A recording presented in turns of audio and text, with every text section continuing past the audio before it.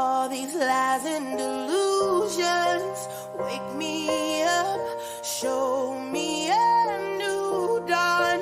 Open your eyes, rise, children of light. I am awakened, I am awakened.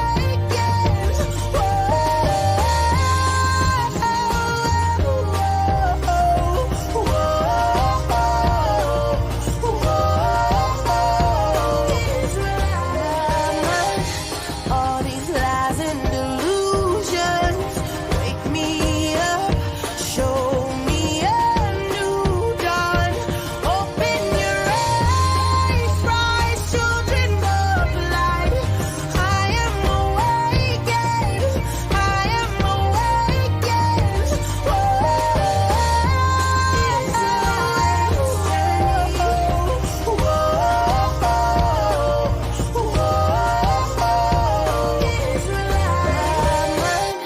All these lies and delusions wake me up, show me a new dawn.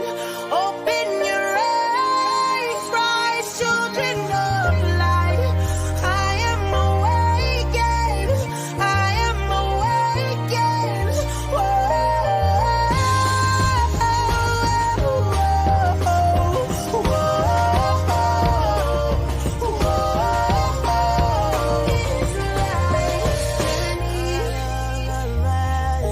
Clear my mind and my soul.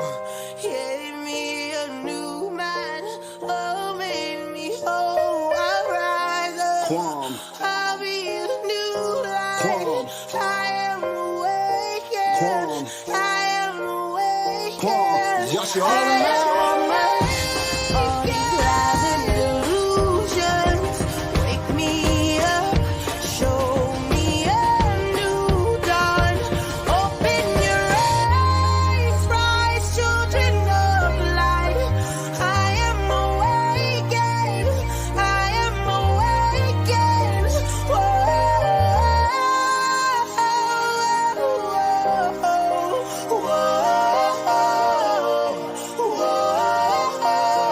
Israelites journey. Peace and blessings, family. Hope you guys are well today on this Shabbat. This is your brother Cleo, and I got with me my brother Banya. Brother Banya, how you doing today, brother? Doing well, brother. Shalom and blessings, everyone.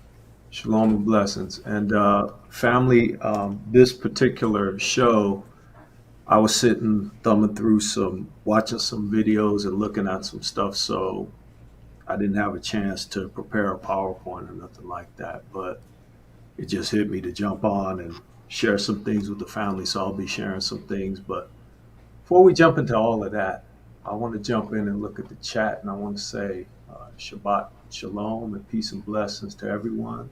Starting from top to bottom, Darnell Blackshear, Optimal Training, Diane Gardner Young, Shabbat Shalom to you, sis.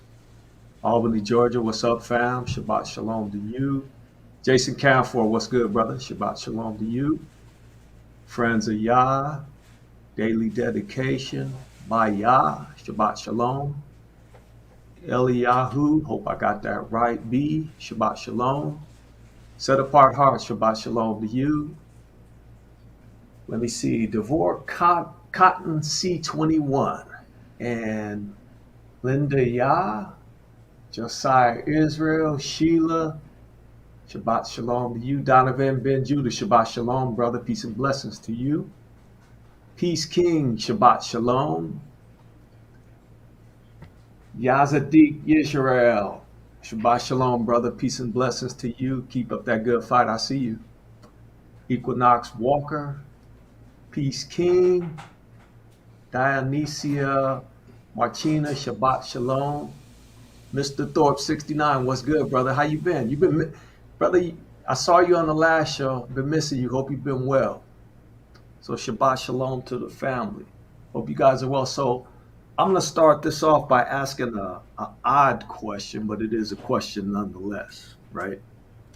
So the question that I have is, and you guys have seen the title of the show, so I'm not going to give too much away, but the question that I have is, How many of you have gone to what is considered a white church or a mostly white church? Put a one up in the chat if you have, because there's a reason for asking this question. So if you guys could humor me, if you've been to an all-white church or a white church, throw a one up in the chat, please. And I'll get the family some more time to come in before we actually jump into it.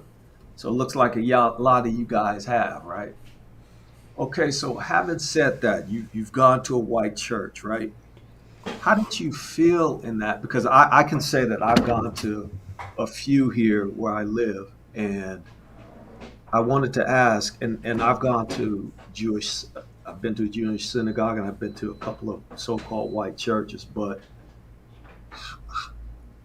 how did you feel in that? If you felt comfortable, put up a 2. If you felt uncomfortable, put up a 3 in that whole experience.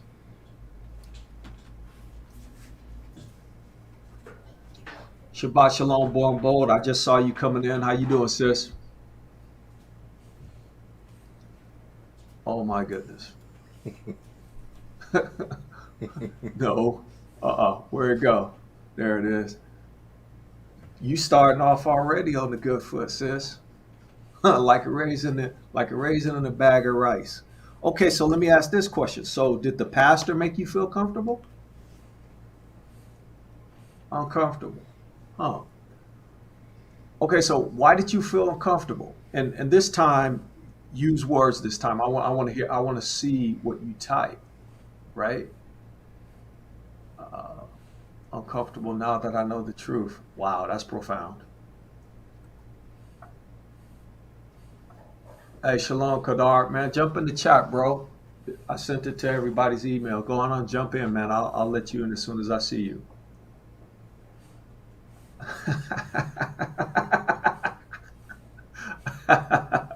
Yay. Hey, you know what? I'm going to say this right now. All y'all need Jesus for not feeling comfortable in the church like that. All y'all need Jesus. Because y'all wrong and y'all know it. Could I say something, brother? Oh, man, come on. Jump in, bro. Yeah. When in my experience, it was uncomfortable because I had found out that the life that I live when I go home and the life that they live when they go home, a lot of the people was way different from mine. For example, I was working for a guy at the church, and he had us come to his house one day, and this guy lived in like a mansion, and I'm like, yo, this guy's rich, like, you know what I mean? I'm like, man, like, I go to four walls in the ceiling, like, you know what I mean? But not only that, it was kind of like because I worked for him, he had this thing where I expect to see you at church, and I was like, nah, you ain't. I was rebellious. I was like, look, you ain't gonna make me go anywhere. I don't care if I work for you or not. So I stopped going on purpose, like oh really? Oh, I didn't see the church again. Yeah, I know, yeah. Whatever, I eating some cereal and I decided not to eat. But you was being rebellious because you saw how he was living. You wanted to lay hands on it because if you're a Christian, aren't you supposed to be pious, right? Yeah, exactly. Yeah. I'm looking at some of the comments, and you guys fully understand why when you come into this truth, everything really starts to make sense as far as the book and everything else. So I asked that question really as a kickoff to the show, and you guys responded appropriately. And so before I do anything else, I'm going to share my screen, and I'm going to get into a couple of precepts first. So you guys bear with me. Share screen, and we're going to go there. Share. Okay, so let's go to. I'm gonna pull up a couple of precepts. Can you guys see my screen? Okay. Yeah, I think you need to enlarge it a little bit. Make it smaller? No, make it bigger. Make it bigger. Okay. Uh, how's that? That's better. That's better. Is it One much better more. or is it kind of better? It's kind of better. Just one more, dude. One more. Okay. Yeah. Bam. How's that? That's great. And if you can, maximize the screen. Yeah, I am. Your upper left. It's at the Oh, you bottom. mean in the StreamYard? Yeah, in the street. You see where? Right there. Yeah, How's that? yeah, it's good. Now go back to your. Yeah, there you go. Okay. Okay. So you guys notice the brother is giving the old head instruction. That's because I've never jumped into StreamYard before, so I appreciate that, Banya. No problem, brother. Okay. So before we jump into this, I'm going to read two precepts, right? And Banya, if you want to read them, you can read them for me, please. I appreciate it. All right, so we starting right here at Genesis 12:3, right? Correct. All right, so it says in Genesis 12:3, and that's the King James version. Uh-oh. I did that. I did that on purpose because I want to have some background going on. All Okay, right. so go ahead, bro. So it says, and I will bless them that bless thee, and curse him that curseth thee. Okay, stop right there. Who, in context, and I didn't read the other stuff on purpose, but he's talking to Abraham, and he's talking about Abraham's seed, in other words. So keep going. And in thee shall all families of the earth be blessed.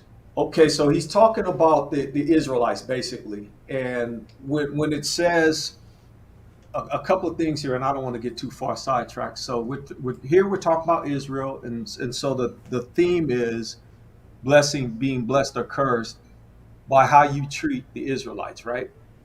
Okay, then I also want to go to Zechariah 12:3. Brother, I got it up, so could you read that for me, please? Zechariah 12:3, and this is also from the King James Version. It says, and in that day will I make Jerusalem a burdensome stone for all people. All that burden themselves with it shall be cut in pieces, though all the people of the earth be gathered together against it. Okay, so now you guys understand that I didn't have to stop my brother from reading it because you guys definitely should be understanding that. So, as far as how Christianity looks at Jerusalem or the Jews or Israel, they will stand on pretty much these are two tenets. In other words, they will take Jerusalem and the people that are Jewish and say, you know what, we need to support them, we need to stand behind them because they are God's chosen people, right? And so we're going to use these to help frame the narrative and the discussion that we're going to go into. So if I ask the question, what is white Christian nationalism? What is that in your guys' mind? And I want you guys to type words so that I can look at the words and see what you guys are saying with respect to that. If you guys could, please. I'm going to go back to the chat. Stop sharing my screen. So if someone asks you the question, if they ask you what is white Christian nationalism or what is Christian nationalism, because you may think that those terms are different, but in reality, they're saying the same thing. Because when Christian nationalism was created and formed, it definitely didn't have you in mind. So, brother, I'm going to ask you the question. If someone were to ask you what is white Christian nationalism, what would you say? Well, the first thing comes to mind would be white supremacy, or those who hold particularly to those tenets of white supremacy, you know, and not just but the moderate, but the outright blatant white supremacy. I would say those who hold to that would be white nationalists. And then there's also a couple of aspects within nationalists where they more so feel as though it's the same as supremacy. They feel like they're superior to all other races on the planet. Right. Right. And it's funny you mentioned that because not only do they feel superior, but other people will support them in that, right? Hmm. And what do I mean by that is that they kind of go along to get along, right? Yeah. Yeah. And so with the go along get along gang, it's it's not surprising that because everybody wants to ride with the winner. And if the winner is giving out prizes and trinkets and glad tidings and goodwill, then that's what you get, right? And so and but it's part of that too is Psalms 83. And so we like to think that they don't know what they're doing, but they know exactly what they're doing, right? Yeah. Absolutely.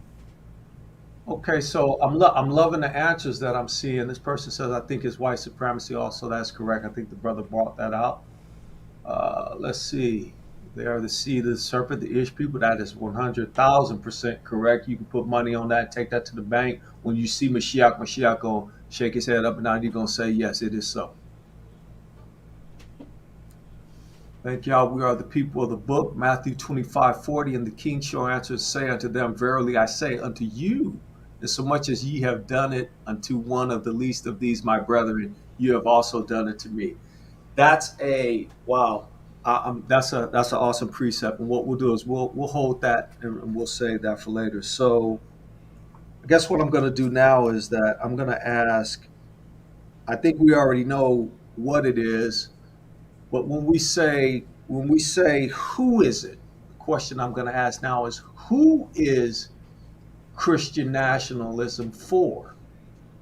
Because here's the thing. Reason why I'm asking this question is you've got Christianity, right?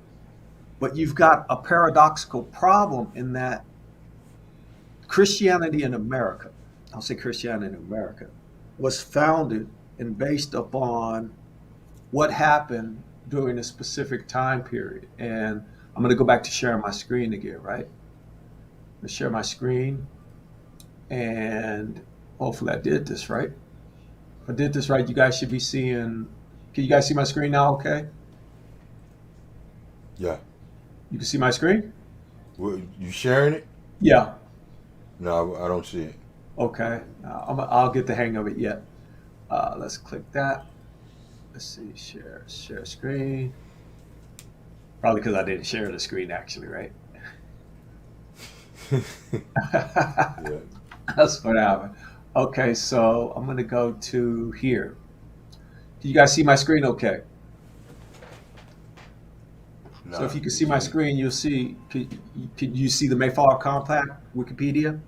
Yeah, we can see. I can see that word, but the other words are somewhat small. Okay, everything is small. Do you want me to change the viewing? Yeah, How's that? that's good right there.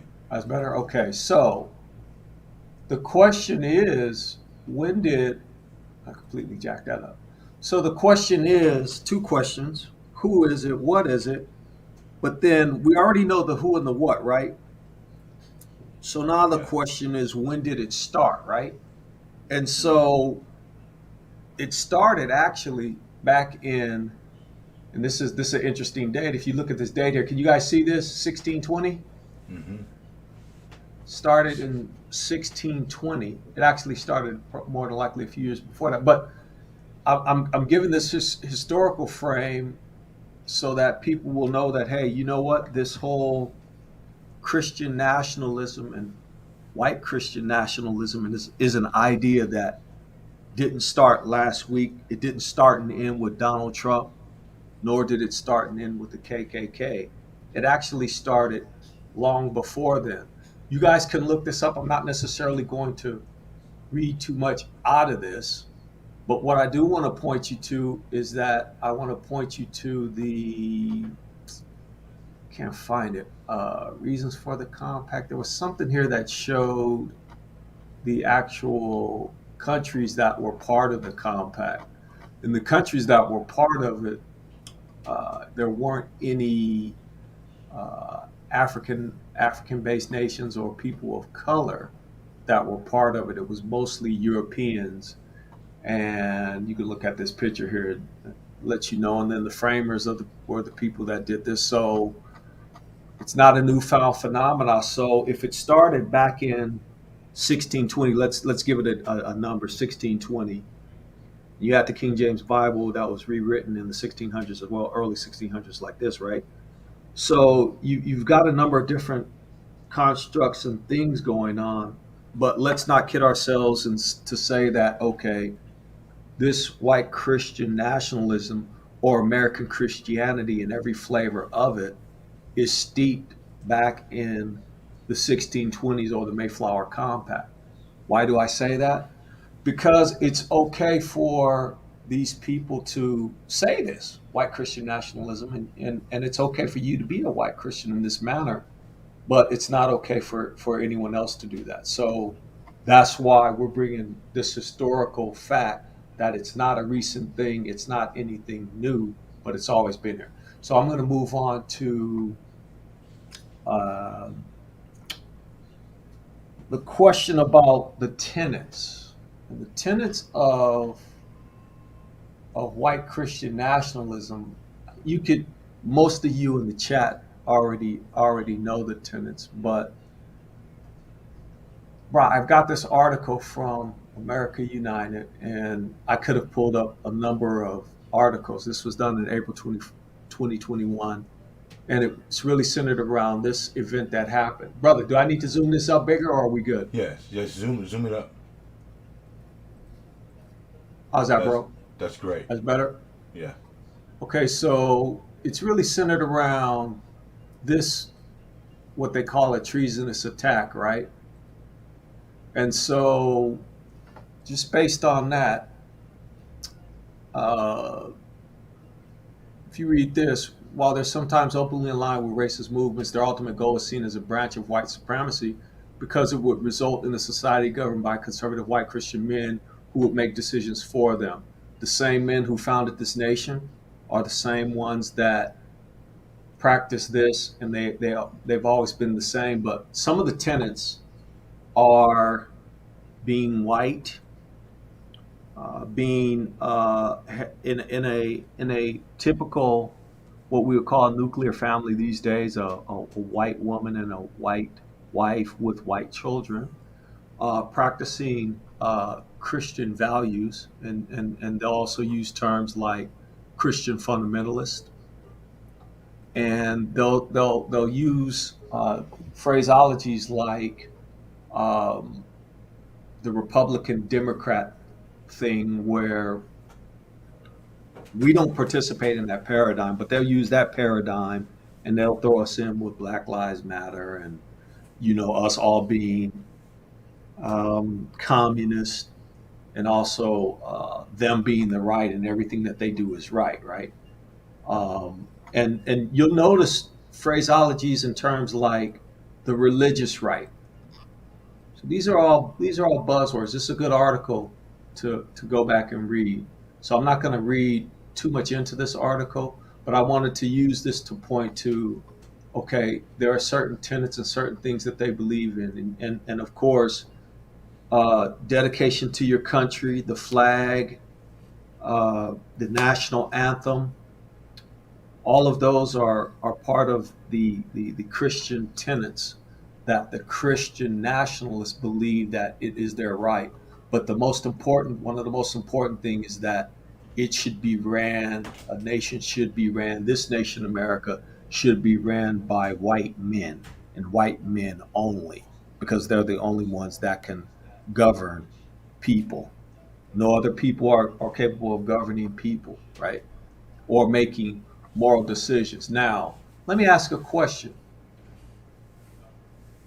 And this is something that America is good for doing. America is always good for telling other nations what they can and cannot do, right? Like, for instance, in the case of Iran, what do they say? Oh, we don't want Iran to develop nuclear weapons, right? But America was the only nation that dropped nuclear bombs on, openly and knowingly, nuclear bombs on anyone. Hiroshima and Nagasaki. They did that to the Japanese people. Not that I care about the Japanese people in that manner, but I say that to say what moral ground does America have to tell anybody what another nation can and cannot do? How did Mm. they get to that position where they can say, okay, if you don't do what we say, Ghana, we're going to come in. Matter of fact, we're going to use the Hegelian dialectic. We're going to pit the Hutu and Rwanda now. They're going to pit the Hutu and the Tutsi against each other and fight against each other and slaughter each other. Then we can come in and control it. Why do we do that? Because we want to control you. We don't ever want you to get out of line because we always want to be supreme. And that's really, some of you said it eloquently, but that's really what it's all about. White Christian nationalists, who are they? What do they want? Why should you care? That's not a question to you. That was a question to them amongst themselves, because I know that the people that are in this chat right now, they totally understand where we are, where this is, and where this is going, because history does have a way of repeating itself. And most of you don't know that we have already been in concentration camps. And I'm not saying that we're going to go there, because the way that I see this playing out is that the Most High has them fighting amongst themselves. Mm-hmm. And what I would say is that we should probably get out of the way, stand back, and watch him do his thing, because he's doing a mighty work. Do you guys feel that he's doing something awesome right now? Put a one up in the chat if you think that, if you know, just know within your know when you see all the magnificent things that he's doing for our people this moment. Brother Banya, can you add some commentary to that, please? Yeah, I actually wanted to go back and say something about the core tenets too before we do. Absolutely, please do, brother. All right, Please jump in because anytime, bro. all right, so this is the tenets of quote unquote, Christian, what was it called again? White Christian Christian fund, white nationalism. white Christian nationalism or Christian fundamentalists, right? Yes. But when you look at these core tenets, they're not biblical. All right, they're not biblical. What you have here, you have a sense of duty to country and a sense of duty to your particular people, right? Now, the interesting thing about that is, as Israelites, these are core tenets that we are seeking to promote also. But on the spectrum of how it's viewed from others, others view our tenets as hatred. So for us to outright be loving on our people and to be promoting that we should have leadership and that is the ultimate goal and the ultimate result of what's going to happen, right? People look at that as hatred and look at it as reverse racism, you know? Right, and that's a misnomer in and of itself, because if you understand the definition of racism, you would never use that term on an Israelite. And I'm going to stop using the term African American or so-called. You guys get in the habit of calling yourself who you are, you Israelites, so act like and call yourself Mm-hmm. that, right? Mm-hmm. And So go ahead, bro. just to be clear, the tenets that we hold to are biblical and they do line up within the scripture on how we are supposed to treat each other. Now, with white nationalism, their tenets are not in line biblically because they're solely against the children of Israel. They're against the Israelites, and two, they're really steeped in a lot of paganism when you go according to what Christianity is really following in the Hellenized form of quote unquote what Christianity, but it's not actually according to what the book is. It's according to what the Greeks gave us a long time ago. You know. That is correct. That is 1000% correct. Shalom, brother Ibre. How you doing, bro? Shalom, shalom. How y'all doing?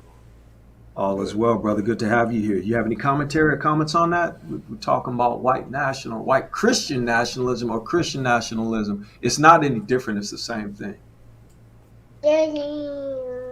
Nothing other than it's not biblical. I'm gonna just kind of be in the background. I'm gonna chime in when I can. Okay. Okay, so we're gonna keep it moving, and so I'm kind of asking questions as we go because, like I said, I want the family to make sure that they're speaking, and as you speak, as I see it, I'll throw the comments up in the chat room. But I want to ask. I have the opinion that white Christian nationalism and Christian nationalism are the same thing, and do you guys agree with that? If you agree with that thought and premise, and matter of fact, you should go out and read it. Do you guys agree with that premise or Yes. that point that I'm making when I say that? I Yes, do. I do. Yeah, I do. Okay. Okay. Oh, check this comment out by Yasadik Yisrael. We need to point this out to the apologetic community, but they won't hear me though. And that's really the impetus or the driver behind me doing this is because listen to the term. The wording in and of itself should raise a red flag. When you say Christian nationalism or white Christian nationalism, that should raise a red flag because none of the terms in that have anything to do with Hamashiach. None of that. Not only that, but they're allowed to align their race and saying that okay, our country, our God should be ran and controlled by white men and women. And but we're also Christian. So it's okay for them to do that. But you Israelites, no, don't do it. You're making it about color. Huh? Y'all got to have some comments on that, please. Hey, brother Cleo, I will say this. Maybe I think everybody can recall back when I think it was the Trayvon Martin shooting. Now, some people have certain speculation on that, whether that was authentic or not. That's neither here nor there. But I remember one thing in particular: the Southern Baptist Convention went to the White Christian Convention and asked them to unite as a means of coming together for police brutality, and the white Christians declined on it. And so, in short, that kind of give you an idea that there's always a separation. Even in our book, the Most High is telling us that we're a separate people. And so that theme is true no matter what. We're never going to be connected to them or to any other people. And that's one of the deceptions that Christianity has given us. But when it comes time to stand up on our behalf and be brothers and sisters for us, they decline on that. You know what? The only time they want to be a brother and sister when they see stuff falling apart. That's the only time Yep. they want to say, "Oh, we need to get back to normal." Oh, you've divided the nation. When I hear that, I don't lose my mind, nor do I get upset. But you say you're being divisive when you bring this up. When this is how it always was. You have never, since we've been here, you have never ever listened to our plight. You've never ever paid attention to what we're saying. You've always been dismissive every chance you Yeah. got, which you don't know any better. And this is the way the Father wanted it to be anyway. Yeah. Well, they're not going to have any sympathy for our plight because they're the orchestras of it. That's right. They orchestrate the suffering and the oppression on our people, which is why a lot of times when I see the situations where brothers and sisters going out and marching, I don't agree with that. And the reason why is because it doesn't make any sense to be asking the people that's hurting you to stop hurting you. It's at this point it's like you should know that it's intentional. So why ask the ones who are doing the hurting to heal you when that whole situation of them doing it is for their own preservation. And I brought this up in another live that the things that they do it to us because if they don't, we'll override them. They oppress us because if they don't do this, we will override and overcome them. We'll take the lead real quick. So there has to be things in place within the system to ensure that we're stagnated to a certain extent, a certain descent. You know what I mean? Right, right. And So that's, yeah, I'm sorry. yeah. So when we see these things like redlining and we see that we can't get loans from banks and we can't do those certain type of things, it's really just to put us in a position that we will need them to a certain extent in order to progress within their society. They don't want to have us being self-atomic, you know, have our own autonomy and being able to govern ourselves and move about and do things without them uh, needing to have their hands in it. Right, and that's the mechanism of control. Now it's really more about controlling the Israelites. And I always say that everything that goes on that happens on the earth is because of the Israelites. That's why you have all these laws. That's why you have even the volcanoes that's happening right now. Everything. Everything that's going on. If it's happening in Brazil, it's happening because of the Israelites. So here's what I'm going to do. I'm going to switch gears a little bit. I got a video that I want to play, and I want you guys to hear this. It's really not that long. Um, Hold on a second, sister. You know you need Jesus, right? But you already heard me tell you that before. But at any rate, I'm going to figure out how I can play this video, and I'm going to kick it off. Hold on a second. Let's see here. Do that. Let me see. Hold on a second. Let me do something first. You guys bear with me. I'm not as fluent as my brother Banya. He's become him and Ibri have become professionals. They didn't left me in the dust. I'm going to have to catch up with you guys on how to work this technology, right? Can you guys hear me okay? It's Hello? not up yet. It's not Okay, up good. yet. I cut some I cut something on the video feed.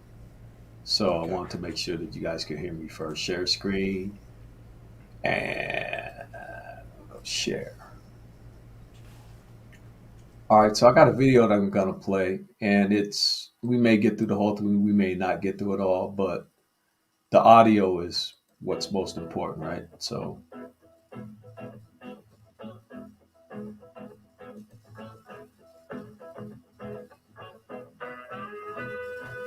welcome to Great White American Jesus. My name is Brad Onishi. I am associate professor of religious studies at Seymour College, and I am really, really excited to be having our conversation today with Dr.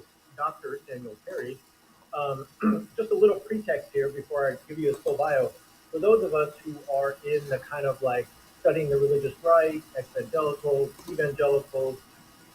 Protestantism in America, you go to conferences, you're on Twitter. For those of us who are in that space all the time, you need to know that for like a year and a half, all of the whispers and anticipation have been basically about Get this dude off full screen. Andrew Whitehead's book that's coming out. So the book is Taking America Back to God. Every conference you go to, every time you're on Twitter, you talk with them. They're sort of like, pointing you toward, oh, there's this new book coming out, and it's really going to change the game when it comes to talking about Trump and why evangelicals are voting for him and why others. I wanted to point out that notice the title. It says Christian nationalism. It doesn't say white Christian nationalism. Voting for him, what's happening in the country. So all that to say, thanks for joining me, Sam. It's great to have you. You are assistant professor of sociology at the University of Oklahoma. You are also in religious studies and gender and women's studies there as an affiliate faculty. You've written 3 books in a very short amount of time: Growing God's Family, The Global Orphan Care Movement, and the Limits of Evangelical Activism. Addicted to Lust, Pornography in the Lives of Conservative Protestants, which I think both of those actually will be of great interest to our audience. And then the one we're going to talk about today, which drops on March 2nd, so just like about 5 or 6 weeks here, Taking America Back for God, Christian Nationalism in the United States. So thank you. Thanks for being here, Sam. Yeah, thanks for having me. I got to stop right there. Taking America back for God. Which God? Who? Can you guys hear me okay? Yeah, I have myself muted so that it doesn't echo or anything. But yeah, I'm over here reading the chat, and there's a lot of good stuff in the chat too. So I'm listening. Let's jump right into this because there's a lot to talk about. You were kind enough to let me kind of get a glimpse of the final draft of the manuscript of the book that's going to come out here in a couple of weeks. And I knew we were going to talk, and I knew we were going to have 30, 45 minutes. And it was one of those times where I really had to stop myself because I just kept highlighting everything and wanting to sort of say, oh, I can't wait to ask them about that. Right? So let me start here. In my view, your book offers a fresh perspective on a 3-year debate. For 3 years, a lot of us have been asking why religious conservatives voted for Donald Trump. We wanted to know why they continue to support him, even amid scandals and lies and Stormy Daniels and everything from the election till now. Dan and I really started this show to help people understand that. We really wanted to sort of talk about the history of evangelicalism, its culture, its politics, and give people an idea. But we're just one part of what's become an industry, right? There are podcasts, articles, pundits. Everybody is trying to answer this question. However, with all that going on, you and your co-author, Andrew Whitehead, who's at Clemson, offer a really, really, really compelling framework for understanding why religious conservatives, both evangelicals and others, which we'll get to, support Donald Trump. And so I just want to say, can you just give us an intro to your thesis? Let me put it this way. Why is it not complete to say that white evangelicals support Trump because he gives them an audience, and the way to understand why Trump's in the White House is just 81% of white evangelicals, and that's all we need to talk about when it comes to religion and politics. Like, why is this a bigger conversation? So a few years back, we started to study this phenomenon of Christian nationalism before Trump ever came on the scene. And so we got a hold of some data from the Baylor Religion Surveys, and we put together an index, and we were fascinated with how white Christian nationalists, people who believe that America has been, should always be distinctively Christian. And when I say Christian, that is coded language. I mean Christian meaning ethnically white, culturally conservative, native-born, likely Protestant, and so people who believe the United States. Did you guys catch that? He just stated the tenets of Christian nationalism. I'm going to continue. Go back just a little bit more. Go back a little bit. So I can catch that again. There's Likely Protestant, and religion surveys, and we put together an index, and we were fascinated with how white Christian nationalists, people who believe that America has been, should always be distinctively Christian. And when I say Christian, that is coded language. I mean Christian meaning ethnically white, culturally conservative, native-born, likely Protestant, and so people who believe the United States has always been Christian in this sense and should always be distinctively Christian. We kept finding in study after study after study that people who score higher on this Christian nationalism measure tend to be far more interracial boundaries, strict racial boundaries. They don't like interracial families, transracial adoption, interracial marriage. They're very much against immigration. They're very much in suspect of Muslims in the United States. They believe that America should favor, in fact, Christians, not just stay the way it is, but it should actually show preference toward Christian policies, Christian values, and Christian organizations. And so when Trump came on the scene, we were able to collect some data that was able to connect both Trump support and our kind of understanding of Christian nationalism and how to measure this kind of thing. And so when we started to do some analysis, we found that being a white evangelical essentially disappears when you account for Christian nationalism, as does how religious somebody is, how often they pray, read their Bible, attend church, what they think about the Bible. None of those things tend to matter when we are accounting for Christian nationalism. And so, what we argue in our book is really it's not white evangelicals who are. It's not. There's nothing about white evangelicalism. If we define white evangelicals as a group of white Protestants who hold certain conservative views about the Bible, and they tend to be faithful in their religious practice. They attend church a lot, they pray a lot, they share their faith. There's nothing about that that would lead somebody necessarily to support Trump. Christian nationalism, though, happens to be an ideology that about 75% of those white evangelicals tend to hold. And so what we argue in the book is that it's... Did you guys catch that number? 75%. Not 20, not 5, Berean, not 15, Alton Johnson, not 35, G-Con artist. Oh, I'm sorry, I shouldn't have did that. My bad. I'm sorry about that. I don't like doing that. So please forgive me, fam. At any rate, he just says 75%. So just going off that alone and knowing that this has been a racial thing for them all along, which their heritage and their families are steeped in it, how can you call this entity your brother? How can you love those that hate you? Stockholm's. Oh, okay. So it's part of that. So how can you go into a church of people that don't look like you and feel comfortable? You know what? When I was in their church, or when I did go to the primary white church, they appeared to be welcoming to me, but it was kind of like you can sense, even though they was welcoming, you could sense that, like, you know, you're not the same as me. Like, Can I say it how they looked at you? Can I say it, please? yeah, exactly. Nigger, what Like are you doing here? charity. Yeah, exactly. Yeah, it was like, hey, then it's like, you know the fake smiles, and what's up? And then they looking at, hey, who is this? Why are they there? You know. So, but you was around them long enough.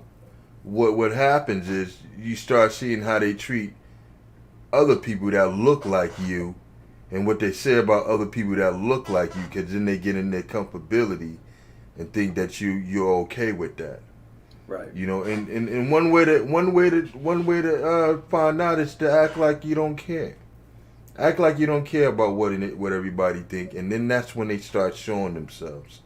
That's when they start showing, what they really feel about your people, and how they treat your people, But the whole spirit, or whatever, the quote unquote spirit that they claim that we Israelites don't have, they got a spirit on them for sure, and it's a demonic one. That's right. A demonic spirit of deception and falsehoods, and a lot of paganism, and a lot of just bad intentions towards people. Yeah, you guys will go, and you guys will go on Berean's channel, which I don't necessarily have a problem with that. But here's the thing: how come he has never done a show on Christian nationalism? Because they're always bagging on. I don't want to make this not a show about them, but I do want to bring this up because I know that the family cares about this. How come no one, UA, Christianity, or anybody for that matter, ever does a show on Christian nationalism? Because they always say, oh, the Israelites, you make it about color. It's not about color. It's not about a color what Mashiach was. He could be green alien, or he could be plaid. Don't matter. He's my savior. But Berean just won his butter biscuits and pork chops.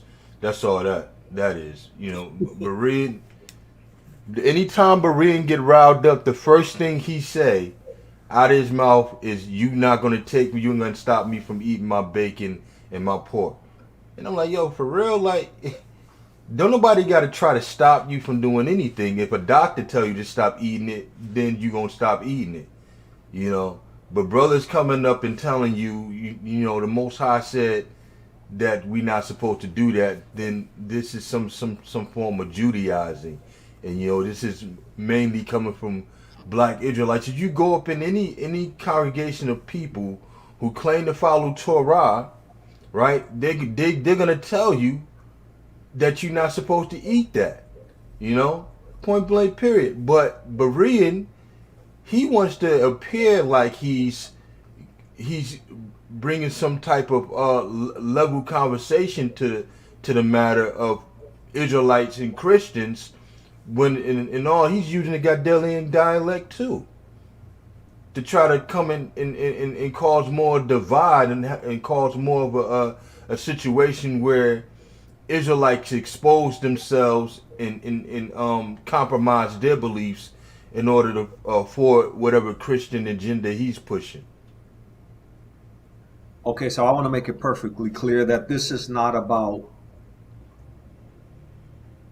racism on our part. It's just so that we're trying to educate the family so that you don't get caught up with somebody talking about praise Jesus, or somebody talking about not looking like you, talking about they're a Christian. I know the people in the chat are not going to buy this, and our family by and large isn't going to buy it, but we do need to educate ourselves with the phraseologies and the phrases that they use, and research the phrases so that we'll know with 100% certainty where they're coming from. Because for me, I know that without a doubt, that with 100% certainty, that Christianity is the broad gate, and we actually taught that and brought that out. We've been teaching this, but it's the broad gate to destruction.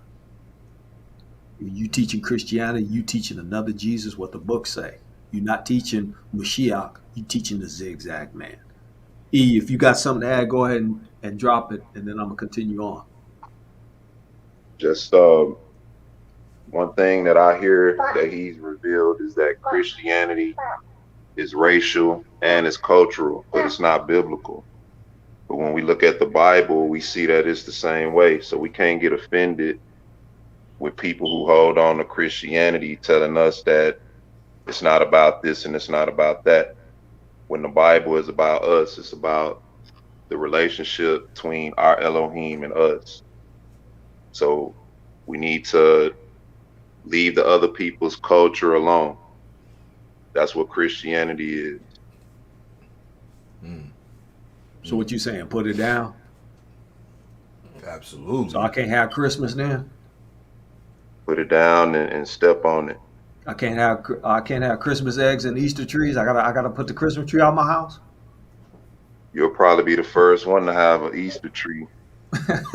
what about St. Patrick's Day, which is if any so-called Negro, African American, I don't care who you is, if you put on green, talk about you run around pinching somebody, you out of your rabbit mind. You done lost all your mind. I don't even know that guy.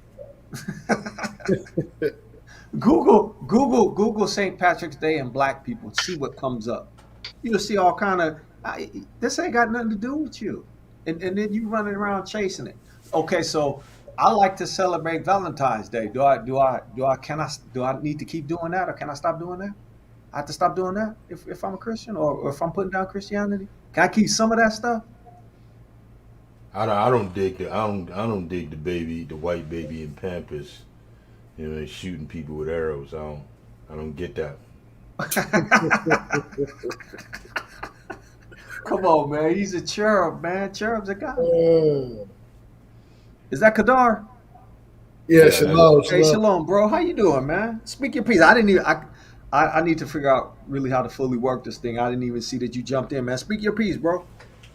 Yeah, shalom to all the brothers on here. Yeah, I've been listening. I ain't been too long. I'm just waking up. I had to go to work on the Shabbat, 14 in the morning, but I had too many hours, so they let me off at 9. So I came home and went to sleep. So when I woke up. That's when I said, "Shalom, family." Mm. Chime in. Yeah, I've been listening, and yeah, that's so true. This right here go along. I had a little series I was doing on my channel called "White Supremacy and Christianity One and the Same." Lord, this right here goes exactly what I was talking about. Um, Mm. uh, how they it's almost like the Mormon Church Christianity. They got an agenda. They hide behind what they really believe, and this guy's bringing it out on here. But you know how Brother Banya was talking about how he went into their church, how people was looking at him, started looking at him a certain way. Brother Eric got a story about that. It tickles me to death. He brought out. You know what I'm talking about, Brother Eric? When you said you was in this church and this white dude was looking at you. Yeah, that's when I went to Jefferson City, Missouri, and I got invited to a church, and this white dude just kept looking at me. So I was looking at him. You know, we were just looking. Eric, I already see you hitting him with a 3 piece. What you, Eric? You probably right-handed, so you would have led with the jab and then came with a hook and the shot to the body. But the right hook would have probably put him down, but then the shot to the body would have did some damage too. I see you, Eric. You need Jesus, bro. I don't know. It was a few good old boys in there, so I was just,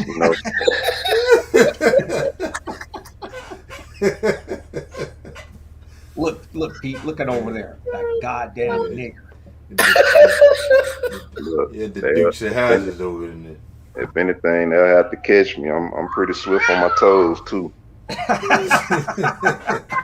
All right, we're gonna jump back into this video now. Family, keep in mind, I want you to pay attention to the buzzwords, and that's what we need to get in the habit of the buzzwords and researching the buzzwords and see where they point to. Not so that we can, just so that we can know how these people are thinking, because we think we got them down pat, but they operating on a lot of different levels. And for those of you who operate on Christianity, like Mike Holloway, you need to educate yourselves. You need to educate yourselves about the history of that religion, that bastard religion that you work with and that you follow with and that you go with and that you so-called preach and teach, because it's nothing but a bastard religion. And yes, I can say that because that word is in the book. Hopefully I don't offend nobody and I don't burn nobody's ears up, but that's exactly what it is. Christianity is a bastard. It's a bastard religion, and it was the worst drug that was forced upon our people. Mm. It's not about me being a white evangelical. It's not about even being a conservative Christian. It is about being somebody who believes America was yours. It was intended for you, and Trump is promising to take that back. Really, the best kind of boiling down that I could come to came from Tony Perkins. Tony Perkins, president of the Family Research Council, on record one day, speaking for evangelicals as he tends to, said that was asked, why did evangelicals support Trump? And Tony Perkins said, we evangelicals, but by that he means Christian nationalists. He said we were tired of getting kicked around by Obama and his leftists, and Trump was the guy who was willing to punch the bully on the playground. And I got to stop right there. I'm going to let the video run, but I have to say this. Barack Obama did absolutely zero for our people. White people was not getting kicked around nowhere. The only people that was getting kicked around was the Israelites. Didn't the most deaths happen in his administration on our people? Go ahead, bro. I'm sorry. Wasn't during his administration the most deaths of our people happening in the shootings from these race soldiers? Yeah, of course. Not, and that and the fact that, since the 93, 94 crime bill, they've been locking us up left and right. I mean, how could you look at the tricks that they play. They're professional tricksters. Everything that you come up with, they say, okay, it's illegal for you to do it. Then they legalize. What do they do that with? You guys invented the numbers game. So they said, oh no, that's illegal for you to do. And then they come up with the lotteries in every state. Some of y'all was I'm just speaking from my own lineage. Some of y'all was the baddest bootleggers, and made that good whiskey that y'all was peddling throughout wherever y'all live. I'm not gonna say no names, but I know some people who did that. And what did they do? Oh, we gonna make it illegal. It's illegal for you to be making your own whiskey, this, that, and the third. And then what do? Oh, now it's legal. And then they block you out of it. Now you can't make money from it because now they make money. It's not just about taxing, but it's about keeping you out the game. Marijuana, same thing with weed, greens, bud, whatever you want to call it, right? What do? Oh, it's illegal for you to smoke, and then you lock everybody up. Mind you, that I don't smoke weed. I don't smoke anything. But they make it illegal, and then all of a sudden they see you guys are involved in it because they look at you as being liquid money and they want to drain every nickel that they can out of you. So what do? They not only legalize the game, but they make it so that those of you that could get in the game just to make money to maybe put back in your communities, you can't even get into the game. So the debt is definitely rigged. But check this out, family. If you don't see what the Most High is doing now as an opportunity, because with change comes opportunity. That's one saying that I always say. With change comes opportunity. Right now is the greatest opportunity for you as being Israelites, because book said the head will become the tail, and the tail will become the head. So you have to try to understand what that means for you as an individual. Right now, I see this time as one of the greatest opportunities for me to do something not only for me, but for my family that's on the panel and my family that's in the chat, where we can actually build something and not just talk. So now I'm gonna get back to the vid. Well, that is what Trump is to these guys, is people who score higher on Christian nationalism. Trump is the guy who is willing to punch the bully who's picking on you. So, I mean, I just want to break down what you said there because it's all very compelling, and I think what I want to make clear, and you tell me if I've got this right, is that basically you guys did a ton of surveys. You asked people questions, and you asked how they score on different factors, and we'll get to those factors in a minute. What you discovered is that Christian nationalism is the thing that drives support for Trump. And so that would explain, for example, and this just came out yesterday on Politico, that a pretty high number of Catholics, conservative Catholics, voted for Trump, right? It would explain why we have seen many, in perhaps surprising way, Latinx churches and leaders come out and support for Trump. The Evangelicals for Trump rally was held at an Apostolic Reformation Spanish-speaking church. However, what you did say there is important, which is to say that while evangelicalism inherently, in a vacuum, right, which we can never get to, but in a vacuum is not one that would promote inherently support for Trump, that many evangelicals are Christian nationalists, and therefore we end up with an overwhelming majority of white evangelicals supporting Trump because of their Christian nationalism. So I guess that leads to another question, which is to say, okay, when people think of Christian nationalists, I think they think of like The Handmaid's Tale. They think of a situation where a group of religious people want a religious state run by religious people who use their scriptures and their doctrines to create laws.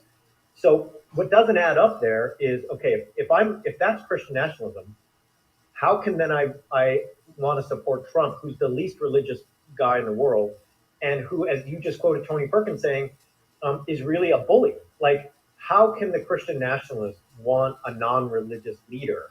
What are we missing in the sort of picture I just painted there about Christian nationalism? Right. So I think that is something we try to define in the preface. In fact, is that we believe that Christian nationalism, as we're defining it, is different than strict theocracy, and that Christian nationalism. And when I say Christian, I mean I think I don't want to overemphasize the spiritual component of what Christian nationalists really want. I think it mostly is about power, boundaries, and order, which we talk about in the book. And so I think Christian ends up being this code language for people like us. And so Christian has something to do with that in terms of an identity, but it is a lot less about like what Jesus cares about and what the Bible says, and more about who's going to defend us and our values and our beliefs and our families and priority. And so, from a Christian perspective, actually, I have found compelling. I have found compelling the idea that Trump is more perfect for Christian nationalists as a representative than somebody like Pence was. Because if you imagine a Mike Pence having the language that Mike Pence does, Mike Pence is able to walk the walk. He's able to use Christian language, evangelical language, in a way that would be pleasing and appealing to evangelicals. He'd be able to quote scripture without sounding like a doofus and saying things like 2 Corinthians or and just these vague kind of concepts. Mike Pence would be able to talk that talk. But coming out of Mike Pence's mouth, very Christian language and jargon, and him identifying as evangelical, and then saying and doing the kinds of things that Trump does, would be more embarrassing. It'd be more difficult to explain for conservative Christians who would feel like that is now reflecting on their religious values and identity. Trump is perfect in that they can really distance themselves rhetorically from everything that Trump is as a person, and then claim, oh, well, he still supports us. He still has the right kind of ideas and values, and he fights for us. He fights on our behalf. He fights for the unborn. He fights for the Supreme Court judges. He fights for religious freedom. He fights to defend our borders and our national security. And so, In none of that did he ever say that he fight to protect the Israelites that's on this soil getting mistreated and stamped on and tapped out and kicked out and choked out, shot out. What they doing in Chicago, dressing up as black men, shooting up Chicago, like the sister said, having MS-13 come through and shoot up Chicago and shoot up our people. They never once say that, but they will always mention abortion. So and then they are able to throw out statements like, "Well, we didn't want a pastor in chief," or Robert Jeffress when he said, "I don't want a pastor. I don't want a nice guy as a president. I want the roughest, meanest son of a gun who will fight for the good guys here." It's almost like this narrative of the only thing that stops a bad guy with a gun is a good guy with a gun, and Trump is the kind of controlled violence that they think will they're not against violence, they're against this violence against them, right? Like, and so it's Trump is the good bully who picks on the bully who's picking on you, and so in that sense, Trump is the perfect. That the fact that he is irreligious, the fact that he has sex with porn stars and pays them off, the fact that he is a Twitter troll par excellence, right? They're able to distance themselves and say, "Oh, what a guy, Trump. I wish he didn't say all those things, but by the way, he's awesome because he's the one who fights for us."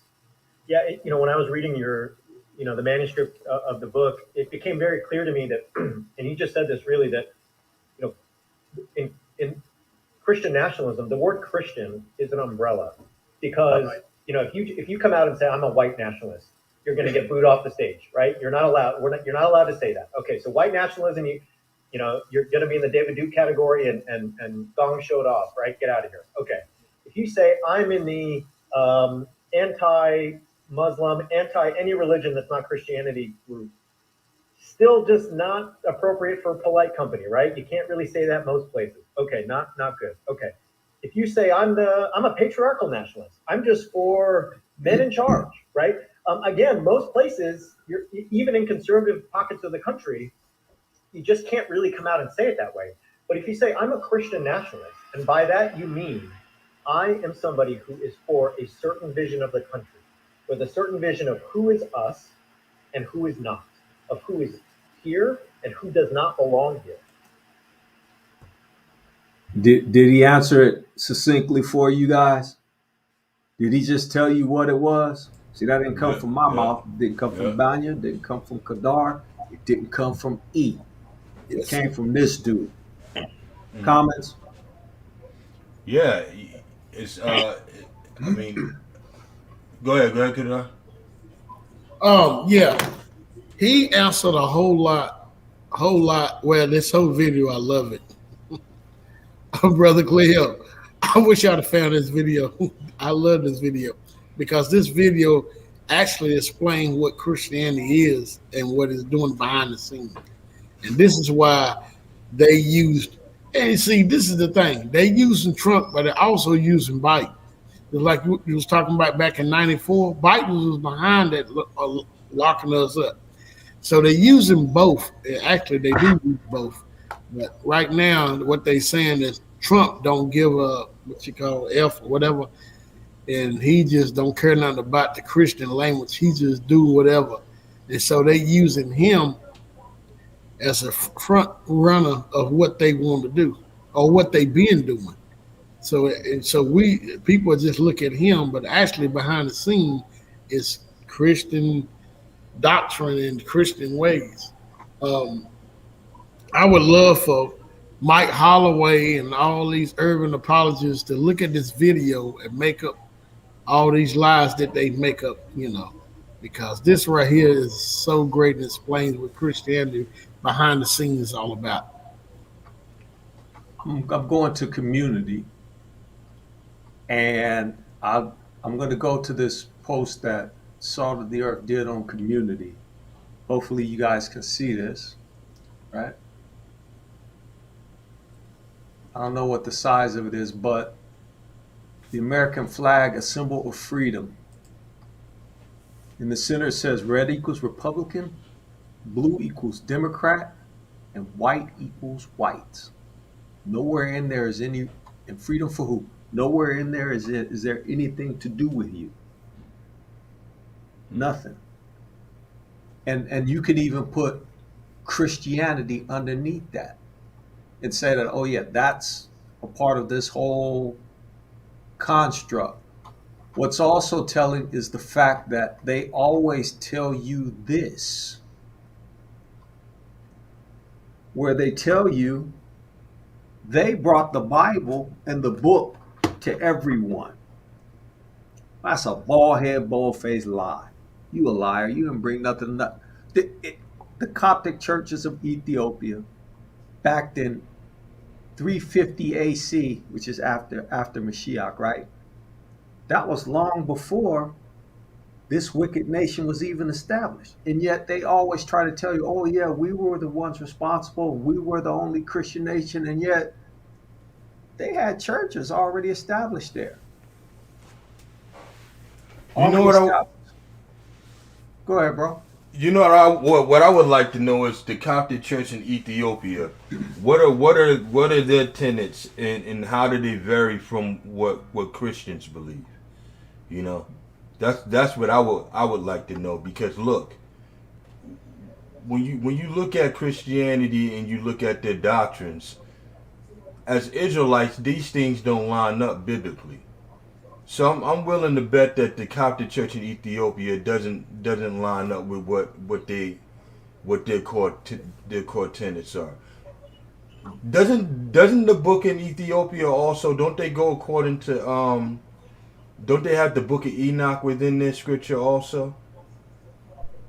Yes, they have all of them. They have all the so it's no way that if they're reading and understanding those quote unquote extra biblicals along with the scriptures, then theirs is not the same as Christianity. Christianity is basically the same thing that the Greeks believed. You know, you look back at Maccabees and how they was forcing the Israelites to eat swine and burning swine on the altar and making them observe the feast of Bacchus and making it illegal for a man to call himself a Jew or to worship or practice the Sabbath day and observe it accordingly, right? These are all things put in line that developed the Christianity to what it is today. You know, it's nothing more than what the Greeks and the Romans believed with the name Christianity stamped on it. You know, and certain things out of the Bible to try to justify that paganism that they're following. You know, that's all it is. And nothing more than that. Anybody got anything to add? I'm sorry. So in a sense they did bring Christianity, but they didn't bring the Bible. The Bible was here long before them. Well, actually, they brought Christianity. They gave you a slave Bible that only had probably 10 precepts in it, none of which point to their wickedness and their evil deeds. They probably had 10 verses in it. Obey your master. The slave master is right. You, the children of Ham, and it's okay for us to enslave you. You know what? I would like to get the brother from Town Ministries opinion on this. They're up in here. I would like to have them up and see what they think about it. We'll go I back to don't the know if they video. want. I Excuse don't me, know if bro. they Go ahead. want. I'm sorry. Did you hear what I said? Yeah. You said the brother from Tail Ministries is You in. should toss the link in there. See if he has anything to say on that too. You can drop that. Can you drop that in, or do I have to do that? Yeah, I'll drop it in there. Okay, cool. If you I'm brothers I'm want I'm, to, I'm if you just getting up brothers to want to speed. come on in here and have something to say, and there's the link for you, brothers. Yeah, and so as far as us running to, and this is I'm always harping on this because I want Israel to get it, that we should be looking at loving each other more so than running and trying to love somebody else and always trying to protect somebody else. Like, for instance, what do I care about another nation getting grafted in or not? And I'm using that term for specific reasons, right? Because that's the phraseology you will hear. But what do I care about another nation getting saved or not? Why should that be a point of contention with another brother? Why? And I'm going to always harp on that. Why? Because Israelites are too busy. And when I say Israelites, I mean the whole house. Those who know that Israel, and those that don't. You're too busy harping on and trying to tell me to love my enemy that I know that hate me and focus on them, when anytime I say, okay, I need to love Israel and I need to identify as Israel and I need to be Israel. Anytime I say love Israel, you say, no, love everybody.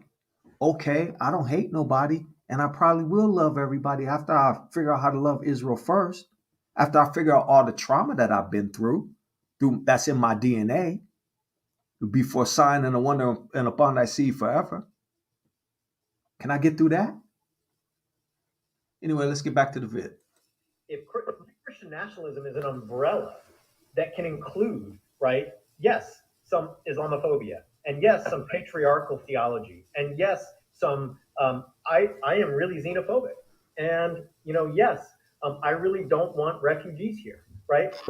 Christian there can catch all of that and really sort of make it palatable so that you're allowed to kind of express your idea in on the main stage without being booed off right away, right? And I wanted to get to this. Like, it's really about borders, control, and order, right? I mean, that's really what Christian nationalism is about, and it does that by defining who's a real American. I mean, Dan and I have talked about this over and over again. Like, who's a real American? Who is really part of We the People, and who is not, right?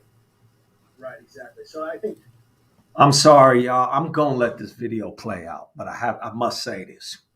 Now, put a one up if you think you're an American. Put a one up in the chat if you think you're an American, please. The red, white, and blue. Please put a one up if you think you're an American, because he's been saying the stuff that we've been saying along. And I know we preach it to the choir here. I know y'all know that, but at the same time, when you talk about America, when they talk about American, all American, they're not talking about you at all. I love this idea of the term Christian being kind of a reverse dog whistle or a positive dog whistle. So, like, if I say, Americans in the urban or the inner city, right? Like, that's code language for black. If I say terrorists, it's dog whistle for Muslim Americans or Muslims, right? If I say illegals, it's dog whistle.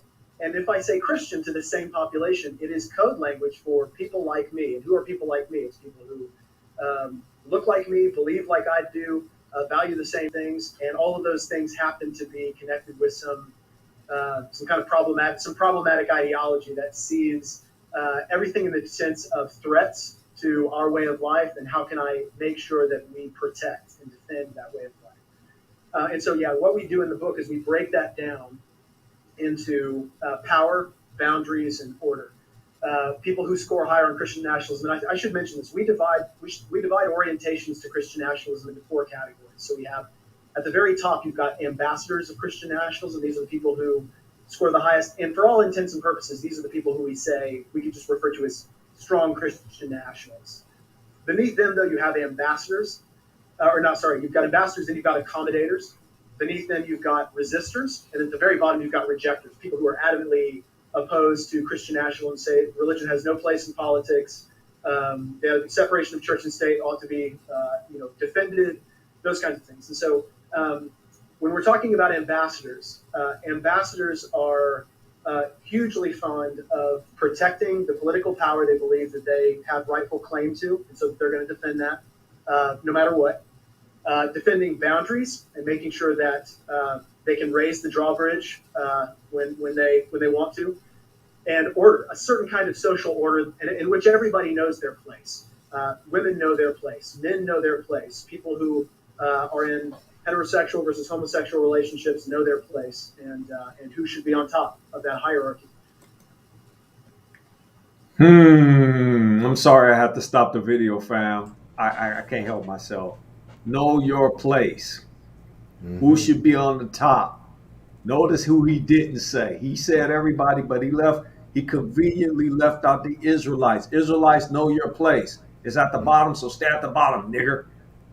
You know what? I never understood the understanding of or the concept of separation between church and state. Drag. Because if you're voting for somebody, right, or ultimately you will want them to push your agenda.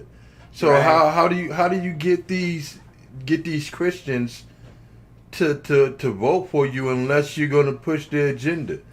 And so to a certain extent, your promises for whatever administration's coming in is going to be towards who you want to vote for you.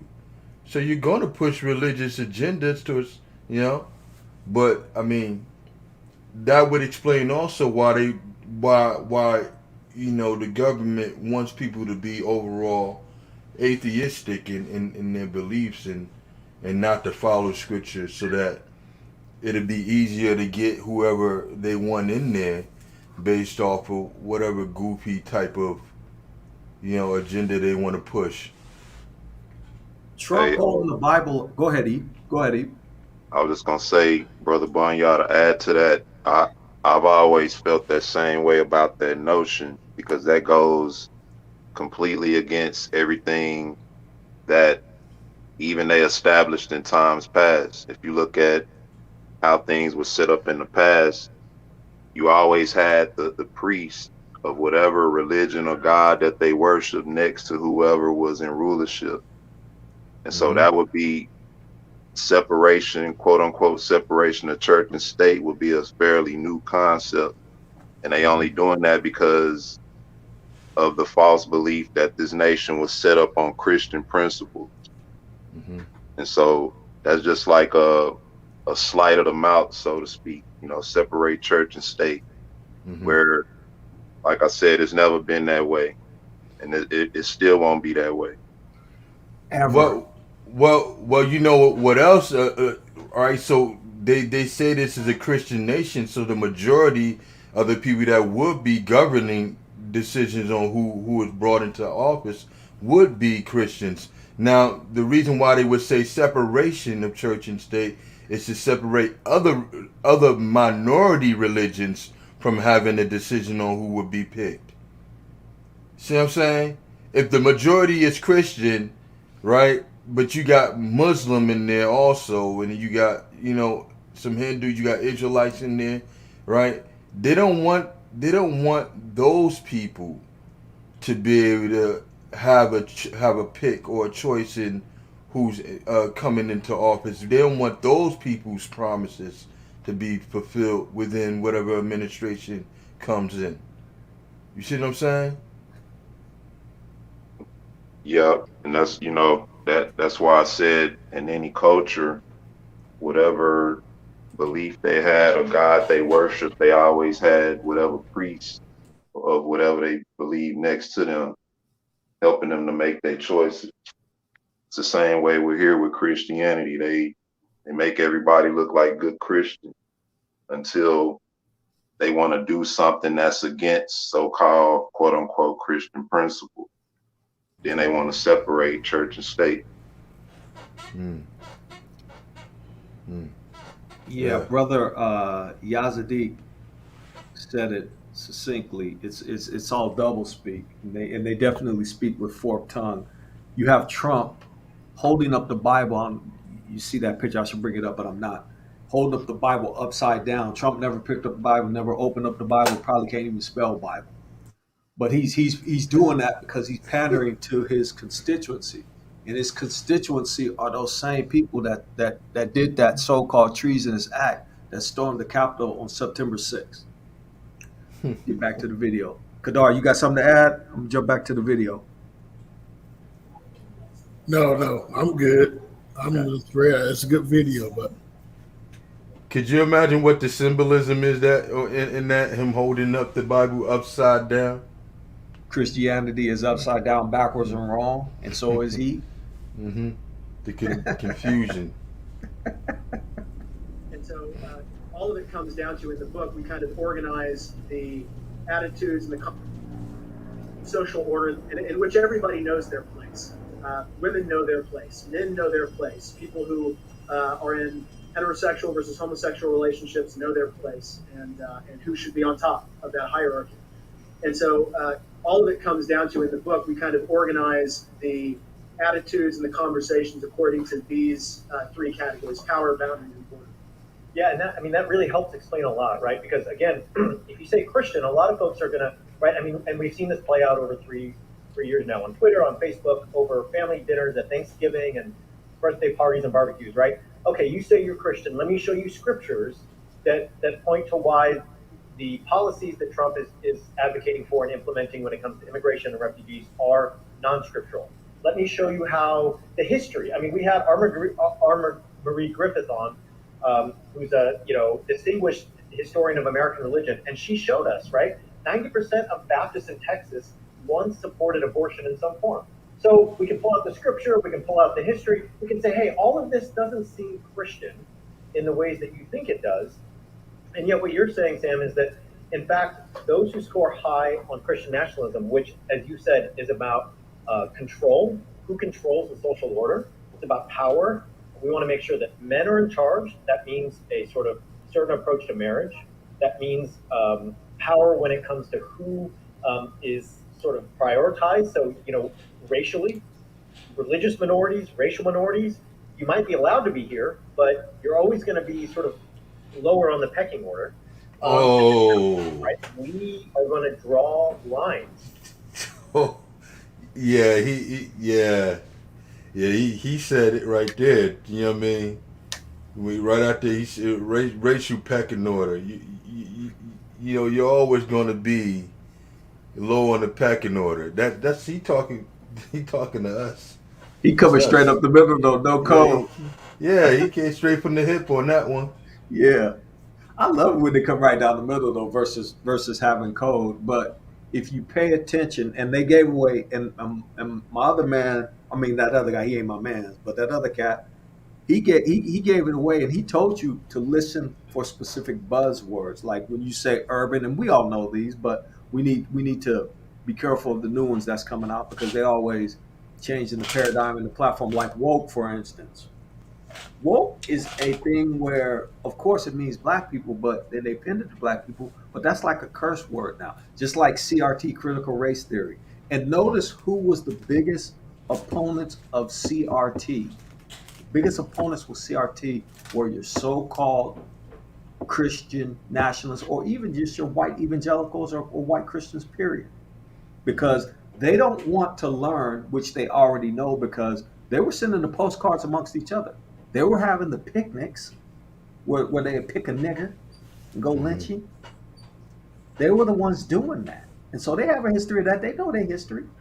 So, but they don't want the rest of the world to know the wickedness that they've done. Well, you Google the wickedness that they've done. All you have to do is know the buzzwords. So if you Google white Christian nationalism, you're gonna see all the pictures of the insurrectionists, and then you'll start seeing their wicked deeds. Any brothers got anything to add before putting back on play again? Yeah, you had Boule members in Masonic order, you know, people of the same skin tone as that's pushing that too for the, you know, for the express purpose of separating themselves from whatever you know, what we was trying to accomplish in that sense. Can I say this? Can I say this? And I'm gonna say this on the open air. Matter of fact, I'm not gonna say that. Never mind. Never mind.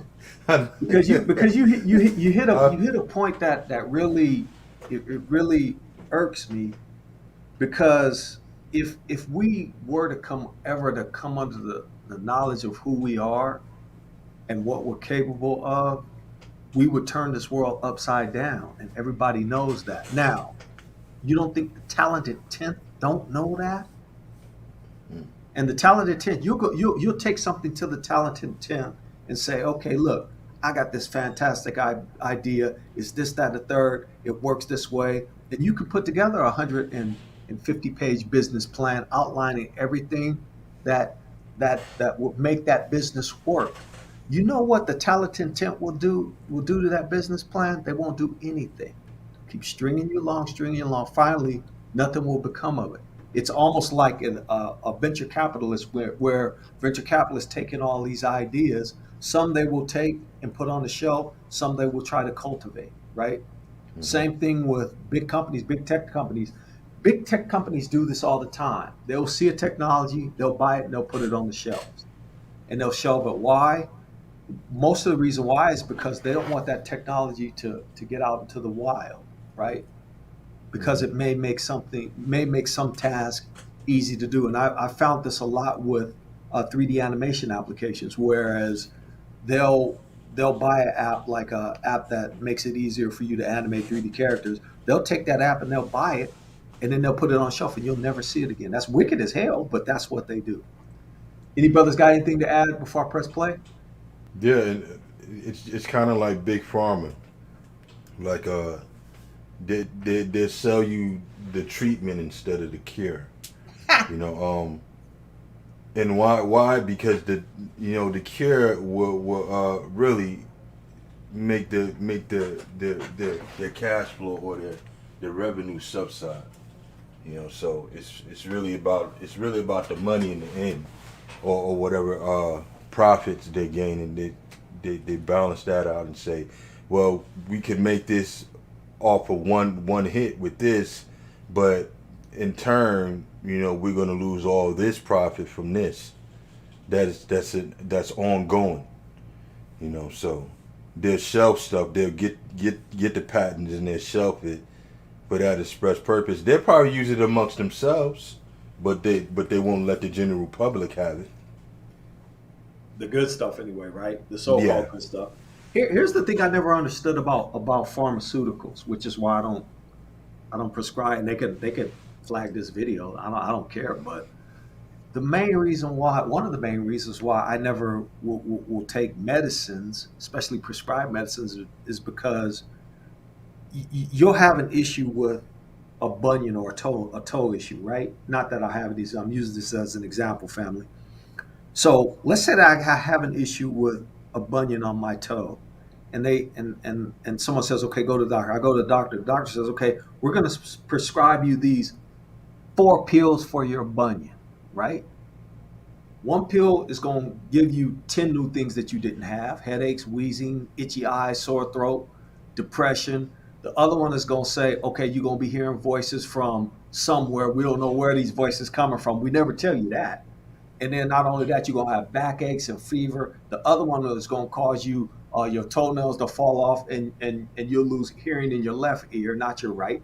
And then the fourth one will make you lose all your hair, plus another bunch of other 10 things. So why am I going to trade this bunion, which I could probably treat with a herb or spice or something, and instead take these 4 pills that's going to cause all of these other maladies and issues? Why would I do that to myself?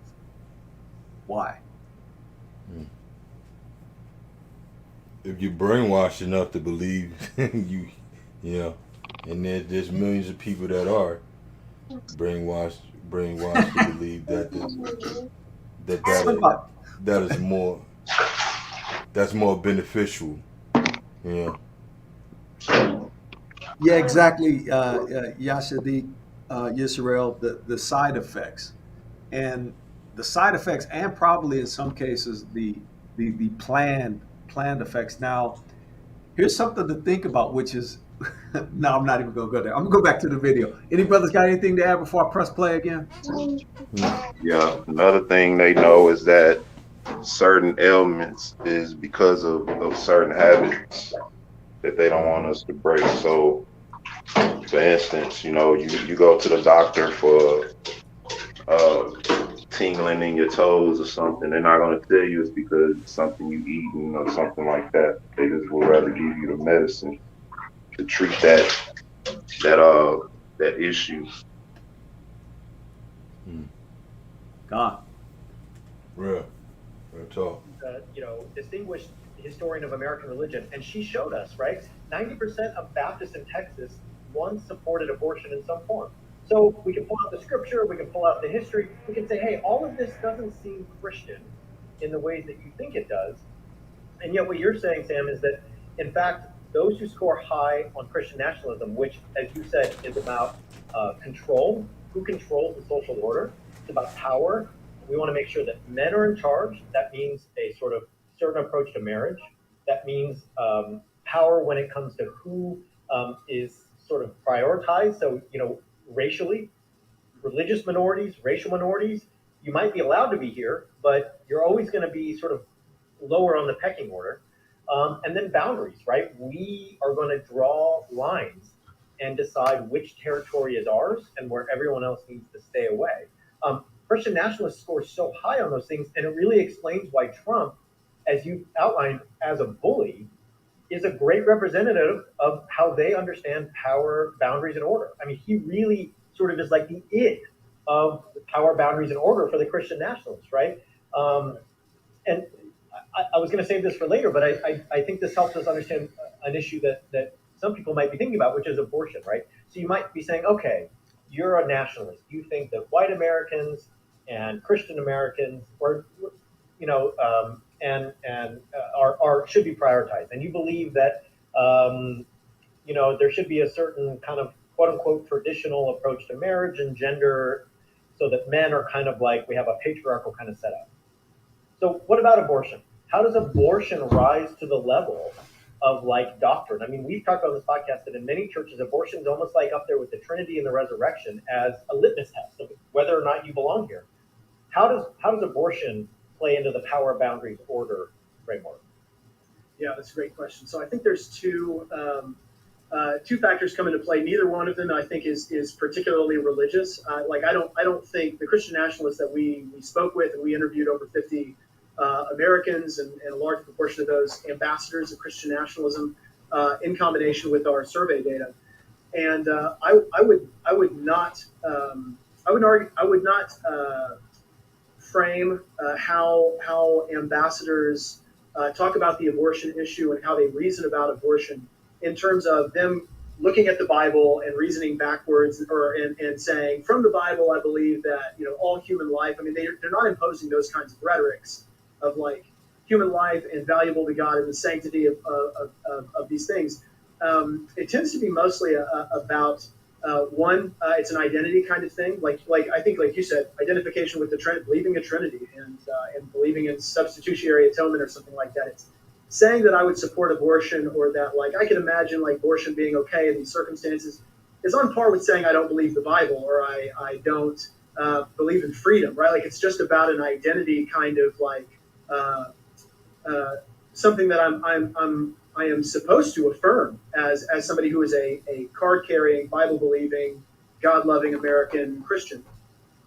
And the other thing I think has to do with the order, the order principle is the idea that why don't Christian nationalists affirm homosexual relationships? Why are they so adamantly opposed against transgender rights or women working outside of the home, which they are powerfully are in opposition to, right? Like very patriarchal. Matter of fact, in a separate study before the book even came out, before the book was even finished, we published in a second study that Christian nationalist ideology was the leading predictor that somebody holds traditionalist gender attitudes, that women shouldn't be in politics, that women should be in the home, those kinds of things. And I think the abortion thing is similar in that it has to do with order. Like these kinds of things should not go on in the America that I love. And so if they shouldn't go on, then I want to arrange a world in which my world is ordered according to certain things are illegal, certain things are outlawed, and only the kinds of relationships and behaviors that I affirm can happen. No, and that isn't to say that, like, again, even though a large percentage of evangelicals tend to be Christian nationalists, that is not to paint all evangelicals with that brush and to say that many wouldn't reason from priority of human life or sanctity of human life kind of thing that they do find in the Bible. But He's a liar. He's a straight up liar, because here's why. How many evangelical pastors or evangelical churchgoers have ever stood up and said, in the mode of John Brown or not, that you guys are wrong, you guys need to stop doing what you're doing? How many of them have done that? I don't know, but one thing also for sure is this whole thing about abortion.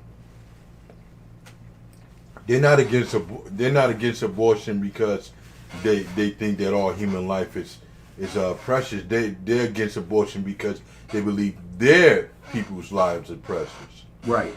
Right? Right. That and the fact that their birth rate has dropped down to just about zero, which is Exactly. which is not the design of ours, it's the design of the Father. Exactly. But yeah, this dude he's a liar when he says what he just said, because if Christianity was a real thing, and you believe in that the love your neighbor as yourself concept, right? You prescribe to that, then when you see people, a whole group of people saying, "Hey, you guys repair us. We're hurting over here. Our DNA suggests that we've been through all of this trauma and we haven't had a chance to heal yet. Can we go somewhere and have a timeout where we can heal, where you guys not bothering us, so that we can get right? Can we at least have that timeout in that space?" No, you've never done that. Nobody has ever stood up in Congress talking about, "Hey, you know what? We need to cut these so-called African Americans some slack, because if we look at their history, they have been through it." And that's according to the book, because the book said you will not see anything that has happened as bad as it has happened to these people throughout all of history. Anybody got anything to add before I jump back into the video? Yeah, it's interesting. All right, so honestly, this that type of rhetoric and that type of mindset, I really expect that from them. But the thing that perplexes me is when we see our own people adopting those type of talking points that they put out there. When our own people adopt those type of talking points to say that we're lazy and that that we're not applying ourselves or whatever or what so have you, right? And I'm saying that because I was watching the show that the brother Dante Fortson put up concerning some stuff that was said on the Berean show about race relations. And G-Con, the stuff that was coming out of his mouth, man, it was like, yo, so us being able to make money or any of that don't have nothing to do with the fact that racism exists. It's going to continue to exist. So us being able to make money and operate to a certain extent, it still doesn't trump the fact that we're being governed by people that ultimately hates us. So So how does us being able to have our butter biscuits and buy a home or any of those things change the whole narrative that home that you brought or that job that you work could be taken away from you at any time. One slip up is all it's gonna take on the job, and they'd be like, "Run this nigger out of here." Exactly. Exactly, and you see, no matter how much power or how much money you have, that's not power. They were still able to throw, Bill Cosby in jail. You know, they're still able to persecute a whole bunch of other people. And we seen our own brother get thrown in jail, and he innocent. And the brother was telling me when I was speaking to him on the phone, he's like, "Man, you wouldn't believe how many people in here, and they ain't even did nothing, just for the simple fact that they ain't got no money." We could do a whole. Matter of fact, we will. We plan on some in the future where we do a whole show just on that alone, because that's part of that obvious prisoner pipeline complex. But there's everything that they do is planned out well in advance, and it's multi-layered. And when I say this, Israel, the whole Israelite phenomena and the awakening, they've been watching this and anticipating this for a very long time. Do not think for one moment that they not watching every channel and they not taking notes. And they probably actually modeled it with data and forecasted it. And they're trying to model the data and forecast and predict what we're going to do next. But see, here's a problem with them trying to model it, is that we're not doing anything. The Father is doing everything. He's moving, and we've been telling y'all he's moving, and we've been telling y'all he's going to be moving. Mm-hmm. Hey, is G-Con a smooth way of saying recon? Probably, man, because it's crazy, bro. Like how these guys adopt those talking points that's not beneficial towards them or the future of their children. I don't understand that. Christianity in itself is not beneficial to you. When has Christianity ever done anything for our people? Oh, okay. I'm gonna ask this question. I always ask this question, right? So, what has Christianity built for you that you can say, "Oh yeah, that's us. That's us over there"? And I'm not talking about TD Snakes in this church. I'm not talking about Juanita Bynum and her church. I'm talking about what have they built that we can say, "Oh yeah, that over there, yeah, them shoes over there, yeah, that's our people right there. Our people make them shoes. Okay, so our people make them shoes. I'm gonna go get some." Or our people, we got these architects over here. And I'm not saying that you don't have black architects, but what has the Christian organization built and done after taking all these tithes and offerings in for all of these centuries? What have they built for our people? What do we have to show for it? Because the book says, "Bring all the tithes into my storehouse so that I might have meat." And so that you could be able to feed the homeless, and so that you could be able to take care of the people who don't have, right? Yeah, you see that it said Tail mentions that many of the UA are probably FBI informants, and I believe that because the guy, what is his name? I know TCA be on him hard. Thoughts, camera, action. He come from he's not a urban apologist. Actually, he's an Israelite, but it came out that he got an FBI living with him. So who is that? A brother Recall. Oh yeah. So yeah, I can't even believe that. Yeah, a lot of the UA are they influence for the FBI because they keep moving the goalposts. Everything we come up with now, the goalpost is we don't supposed to utilize them. So a lot of them accept that we are Israel because they can't fight against it really.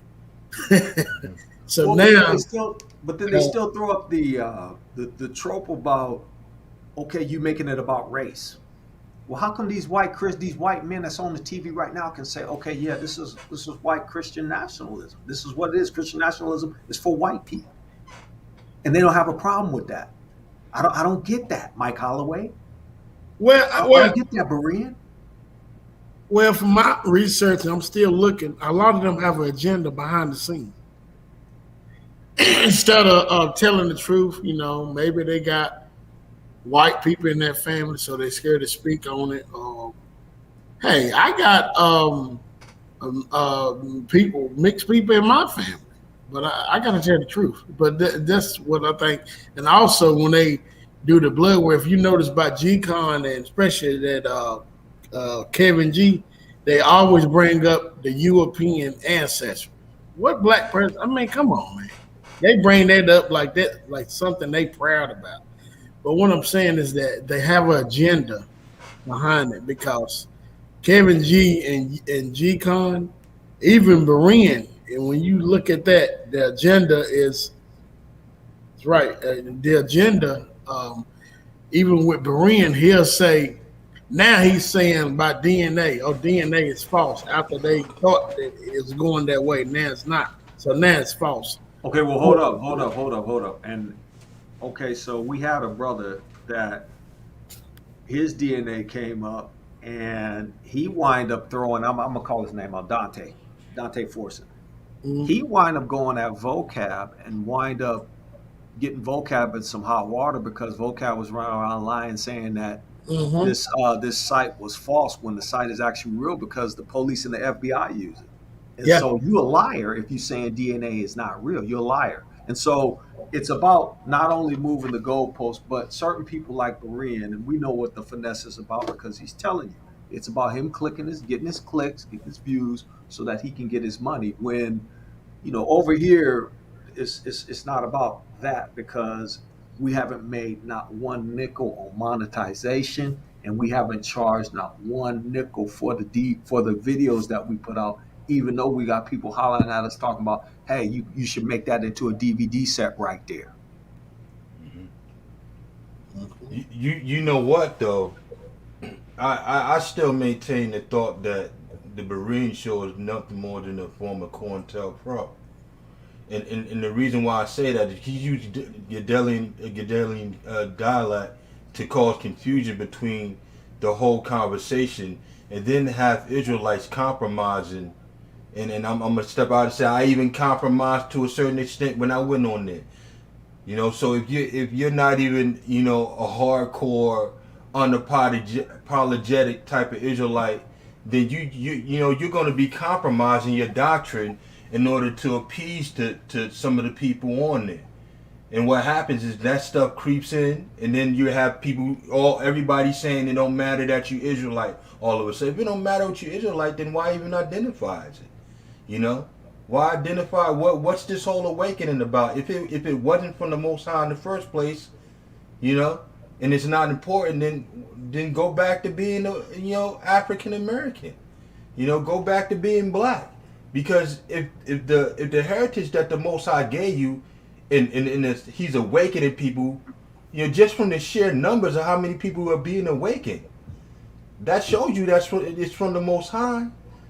And it must be important if the Most High saw fit for this to happen to a mass amount of people like this, But Berean wants to put out that thought that it doesn't matter who you are. And brothers went on there and stumped brothers with scriptures in Jeremiah that says that, the Most High get rid of the sun, the moon, the stars before you get rid of Israel as a nation. They have nothing to say on that. They gloss right over that, and then somehow, some way, they go back to talking about, well, it don't matter who you are. No, it does matter who you are. The only difference between our heritage and other people's heritage is ours is given from on high. Everybody else got their name, whatever, however it was derivative their father named them. The Most High named Israel. He surnamed us. That's important, But they want to have this agenda push to claim that it doesn't matter who you are, and it's a form of COINTELPRO to get us to start compromising. They want to creep that into your minds and have you reverting right back to the same old Christian mindset, that everybody's the same until it's time for you to be on the bottom. Do me a favor, bro. Get Acts 5 and 38. We'll read a little bit from the book. All right. Let this sword come up real quick. The book of Acts, chapter 5, verse 38. Yeah, now this is really what this addresses the awakening, and I want you to read that for me, please. All right, so how far you want me to go? Just read Acts. Just read 38. Okay. The book of Acts, chapter 5, verse 38. Now I say unto you, refrain from these men and let them alone. For if this counsel or this work be of men, it will come to naught. But if it be... Stop. Keep reading. Keep reading. But if it be of the Most High, ye cannot overthrow it, lest ye happily be found to fight against the Most High. Okay, so everybody that's fighting against this awakening, guess what? You know it's of him. It's impossible that worldwide people that don't even have the interweb talking about they Israelites. And you done had this whole thing just run rampant with or without the camps. You have Brother Darby getting down doing his thing. The camps that opened up a lot of people's eyes to the fact that they're Israelites. You got people popping up all over the world talking about, oh yeah. And so these people are literally fighting against the Most High because this is his will. Read that scripture again, bro, then we're going to get back to the video. Please read that again. And now I say unto you, refrain from these men and let them alone. For if this counsel or this work be of men, it will come to naught. But if it be of the Most High, ye cannot overthrow it, lest happily ye be found to even fight against the Most High.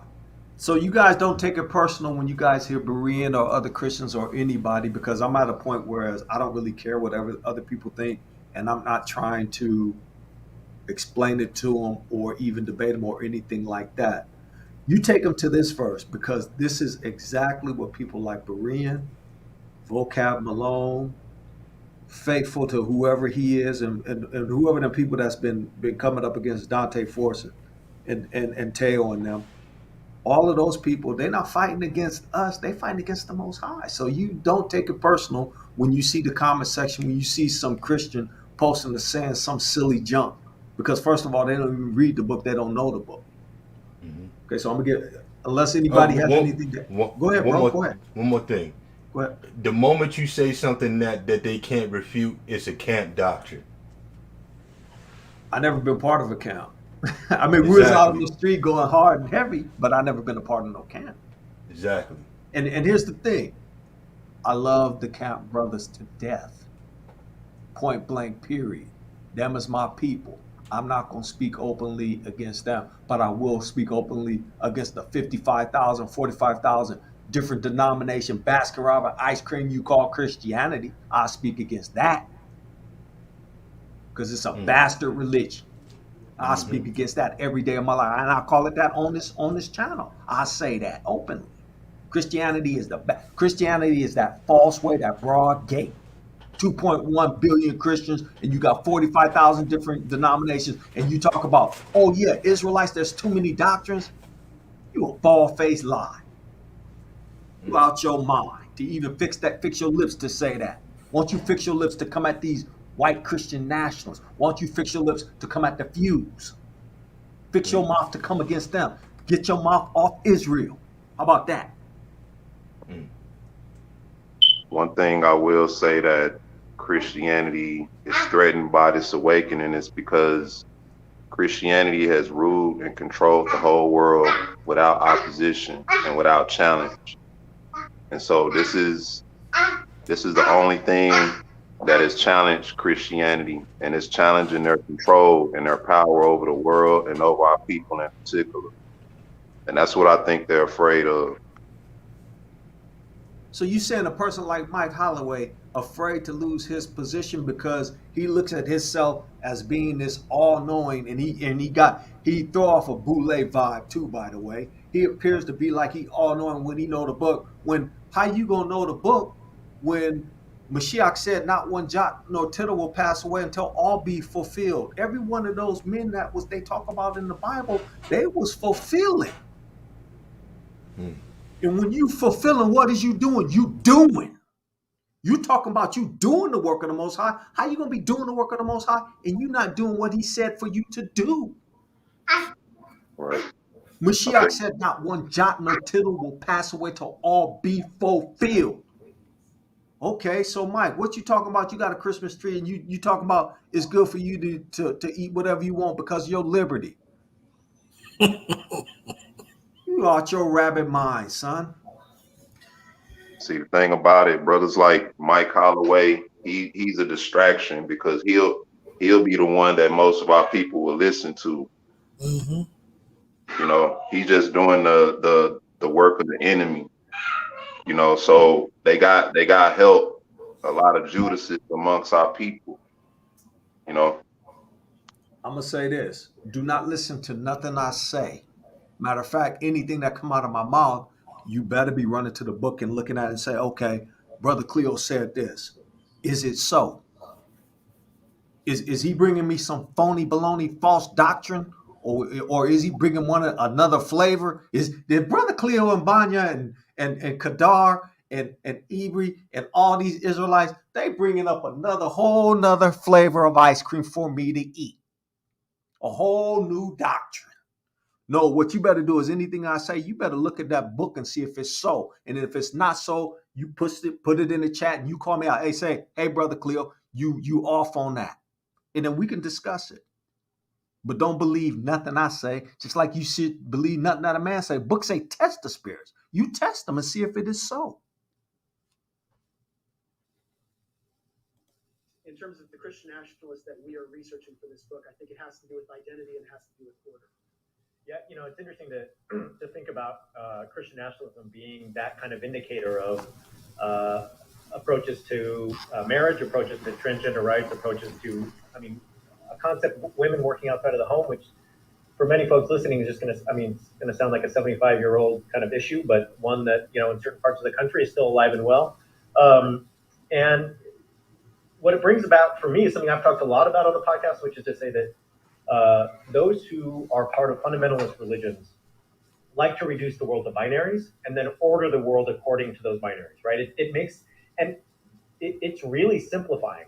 If there is us and them, if there is here or there, if there is right and wrong, then the world is easy to make sense of. And all of the sort of blurring, bedazzling complexity and uncertainty kind of goes away. And for a lot of folks, unfortunately, that is attractive to the point that they're willing to say that I then value, things like, opposing gay marriage or opposing transgender rights because of I've ordered my world according to a binary, and this is how it works.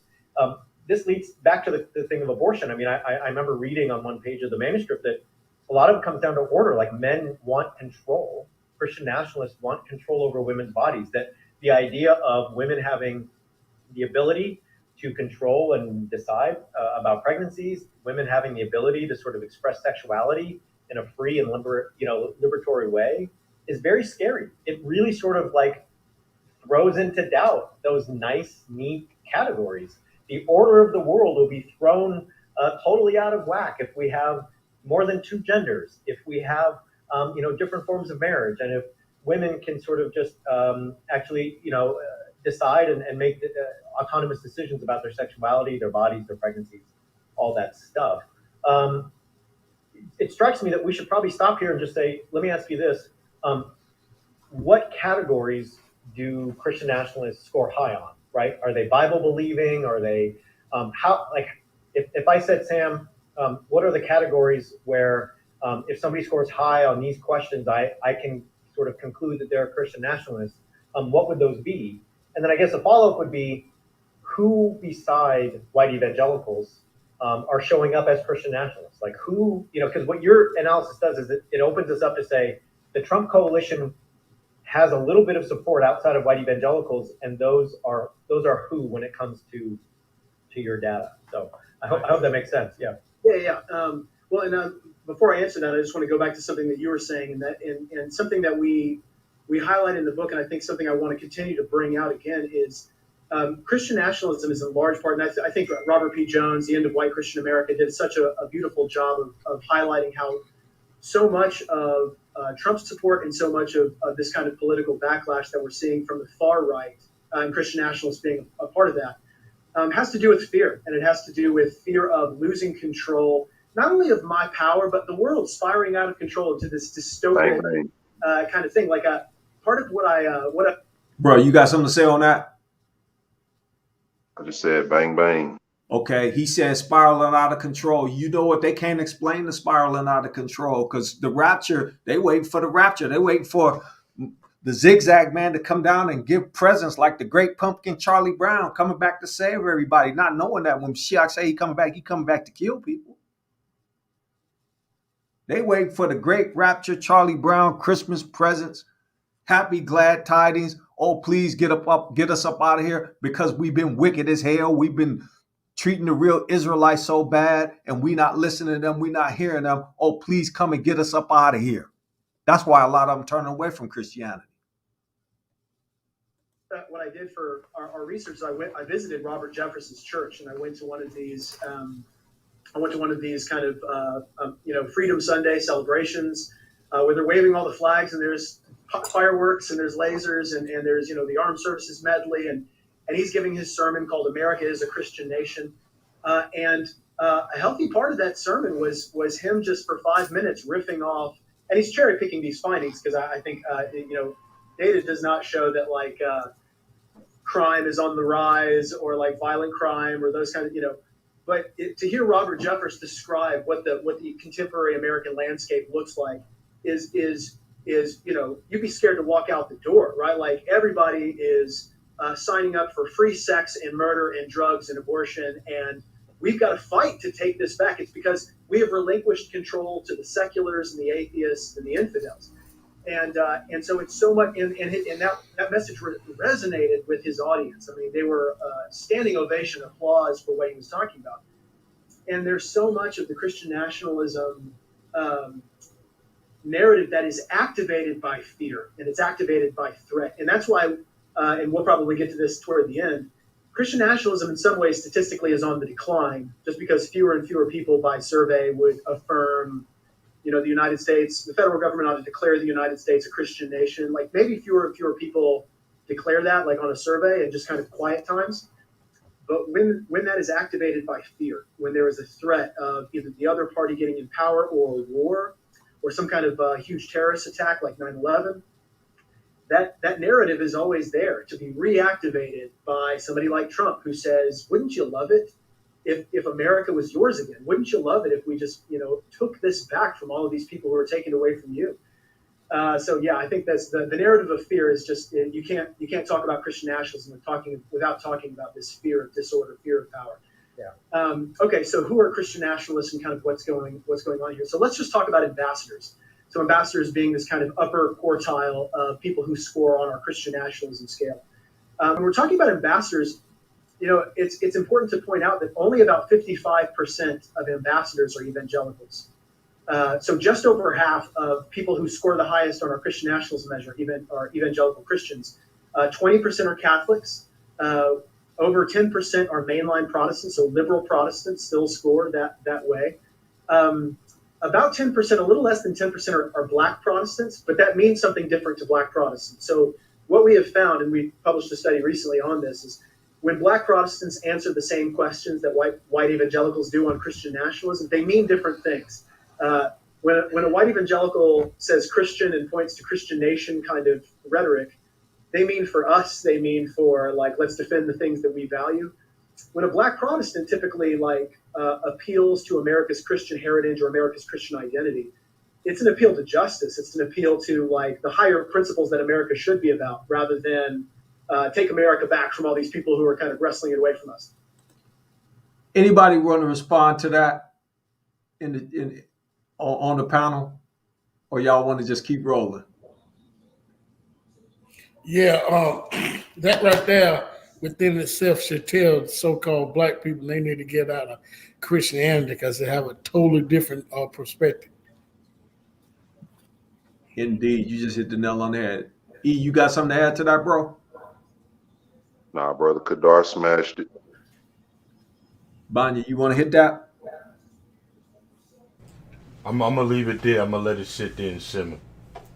So it means something completely different. But Just, go ahead. just real quick on that point. I mean, which is something that is true when it comes to scripture, right? I mean, Yes. Dan and I have talked about on this show quite often that if you put surveys in front of, and this is typical, it's not. I'm gonna say this: Are people the only one out throughout the whole earth that took the book seriously and that took it to heart and tried to make it inclusive for everybody, which was a mistake, but that's a different conversation, right? Are people the only ones that look at the book and say, okay, this you got to have this be your tenets or your moral grounding, to whereas a Christian don't look at it like that. A Christian could go to church on Sunday, be like, praise Jesus, and I'm talking about white evangelical Christians, and even some of your black ones too. You talk about praise Jesus, and then after you get done praising your Jesus, you can go out in the backyard and have a picnic while you stringing up some black person and then send your family postcards. That's Christianity. It's not unanimous, but if you put surveys in front of black Protestants and white evangelicals, a lot of them will mark the same boxes when it comes to certain approaches to scripture, certain doctrines, certain beliefs about Christianity and the Bible and all that stuff.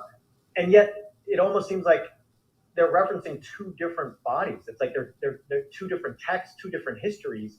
And somehow, and it's like you're doing long division, and you both did it completely different ways, but you both got the same answer. And so, anyway, all that to say that, I mean, that makes a lot of sense to me, and it's something we have talked about in the past. Yeah. Well, and I think Phil Gorski, who is a comparative historical sociologist at Yale and somebody whose historical research we've drawn on a lot for the book, points out, I mean, kind of the biblical kind of roots and metaphors and messages for, say, civil religion that like Black Americans, Martin Luther King Jr. or Frederick Douglass would appeal to, versus Reverend Barber, or Reverend Barber, they would appeal to that parts of Scripture versus, say, white Christian nationalists. Yeah. It all comes from different even parts of the Bible. So you've got minor prophets and people talking about justice rolling down a stream, versus parts of the Old Testament that talk about blood purity and not mixing cultures and conquest and military might and those kinds of things. And so different parts of the Old Testament resonate with different groups depending on what notes they want to have sounded in support of their case.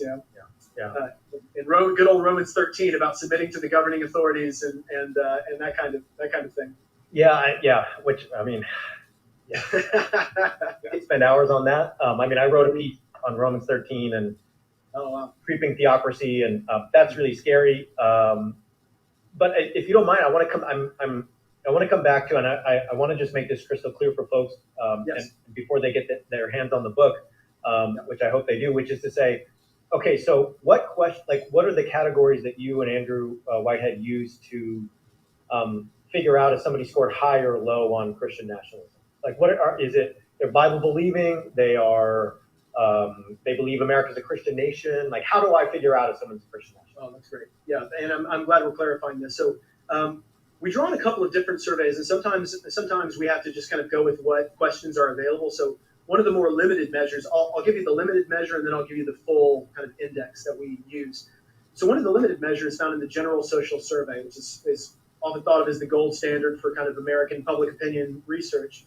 And they basically just ask a question about how important do you think being a Christian is to being truly American?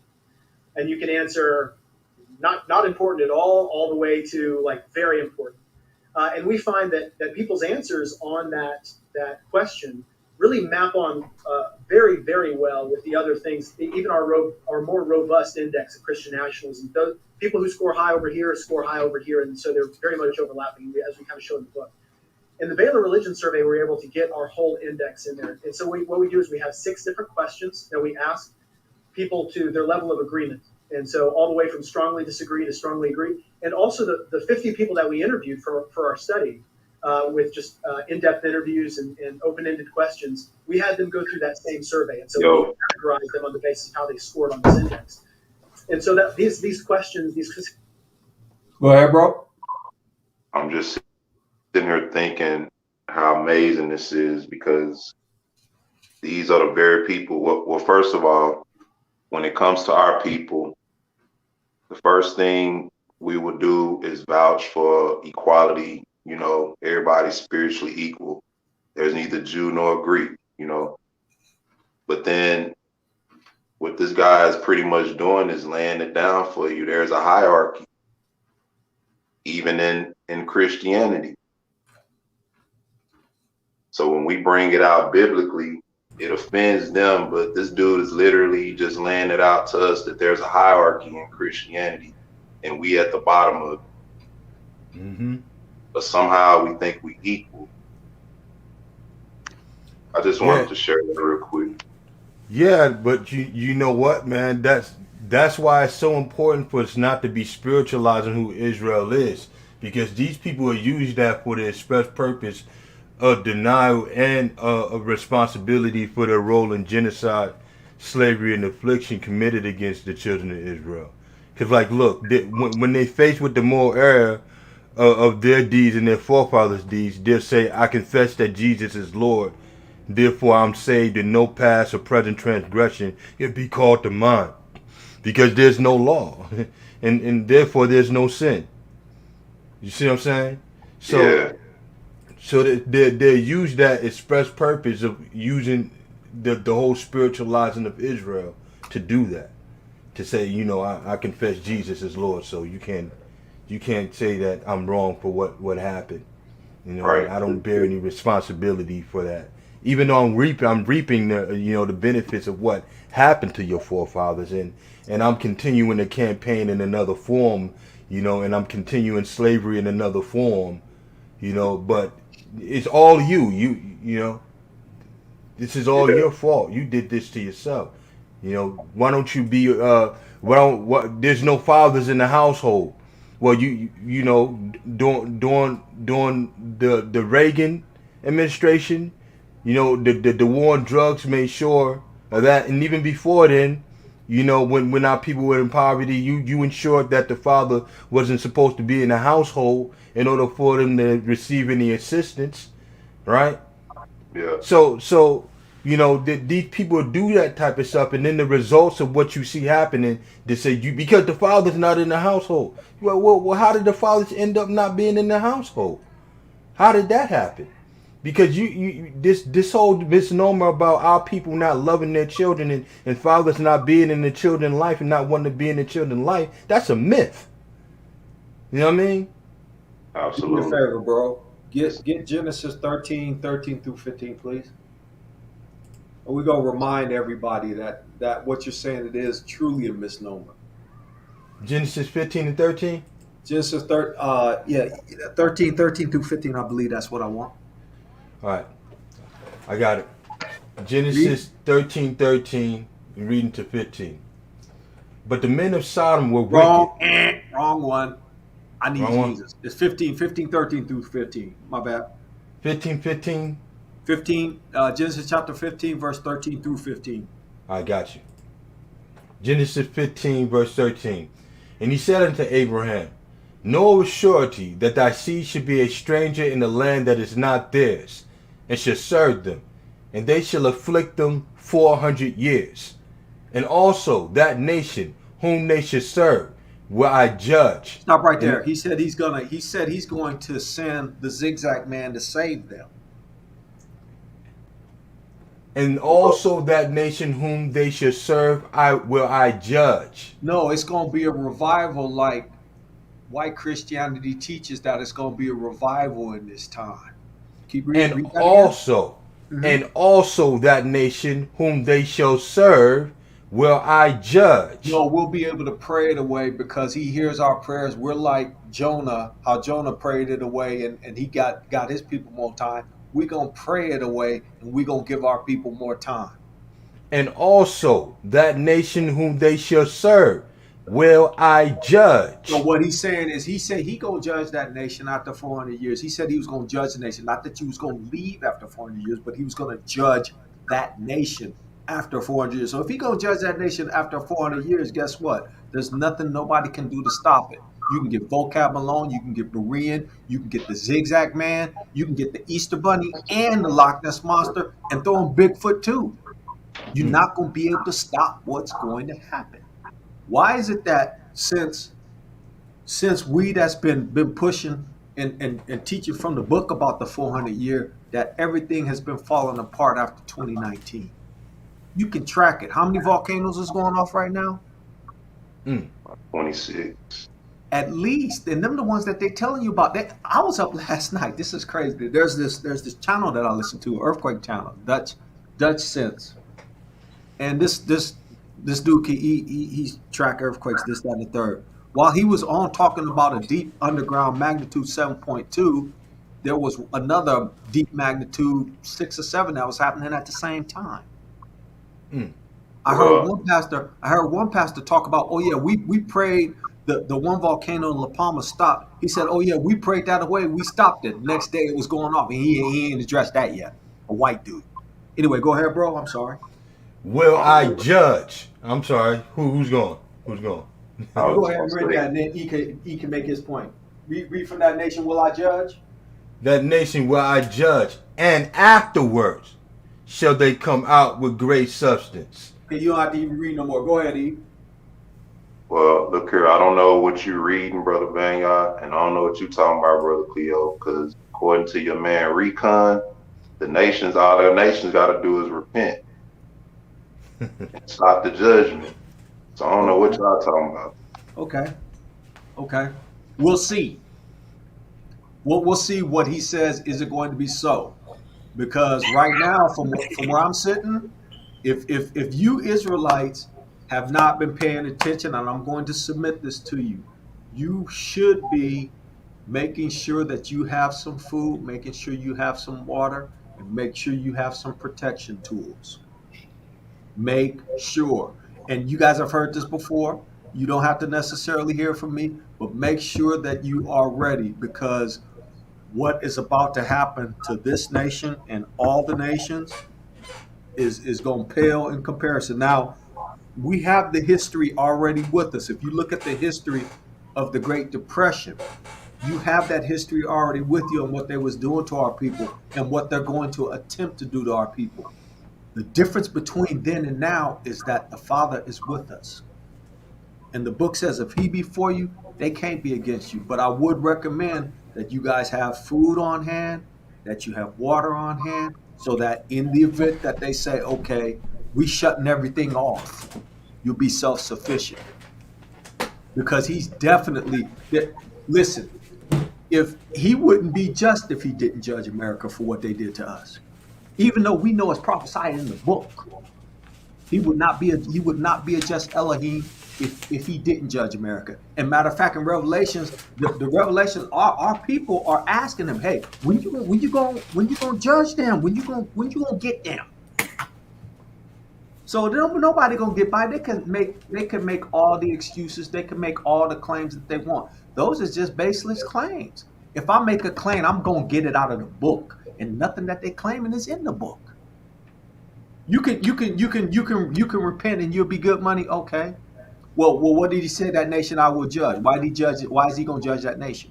For what reason? And he didn't say, and he didn't put in a clause in there, or if that nation repents. Yep. And then also that's another deception of Christianity, that all I gotta do is say I'm sorry, when the book tells us to bring forth the fruits meet for repentance.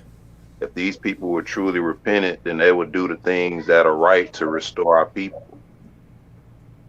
So you can't just say I'm sorry and then steal a people's covenant and then turn around and politicize it and exclude us out of it and then say all you got to do is repent.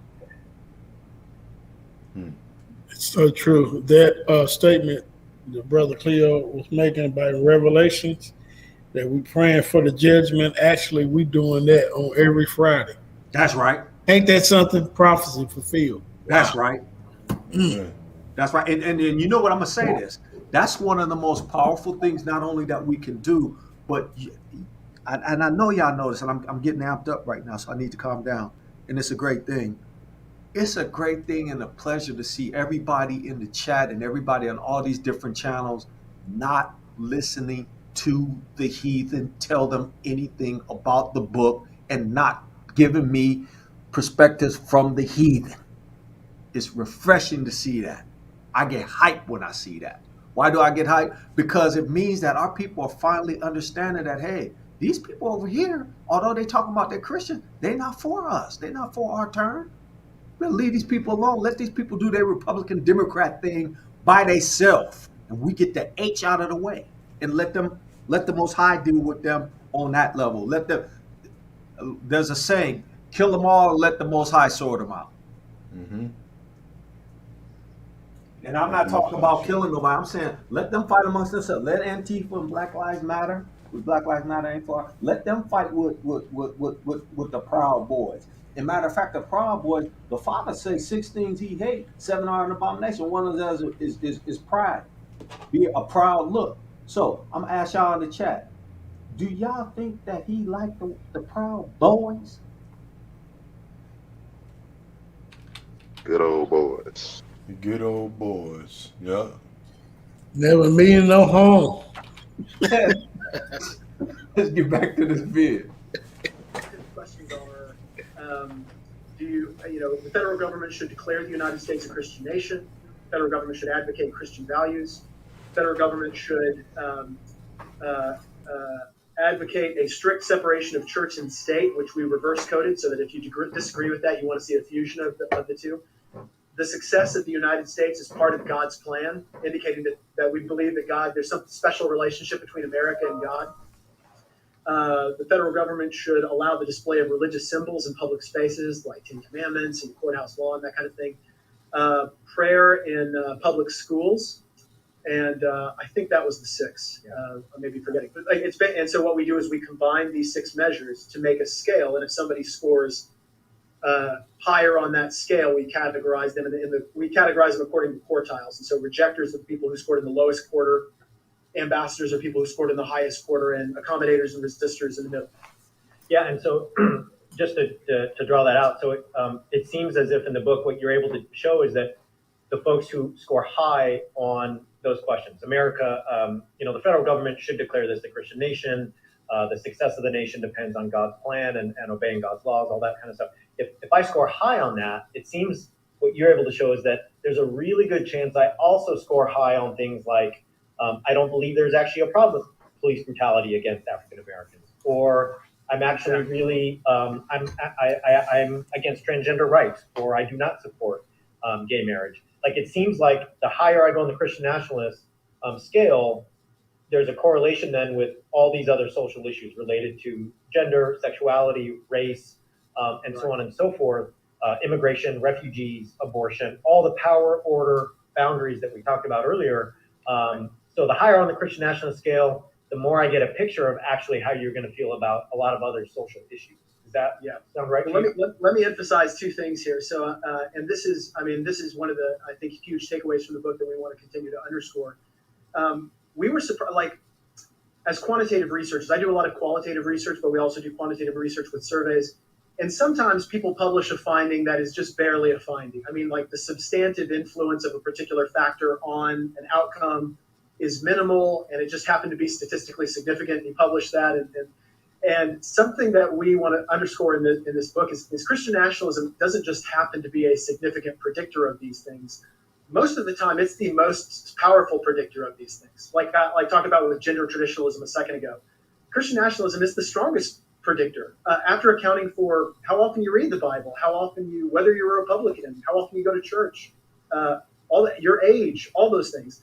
Christian nationalism is the leading predictor. How you feel about immigrants, how you feel about African Americans and police brutality, gun control. It is the leading predictor of these kinds of things. And so it not only happens to shape those things, it powerfully shapes those things.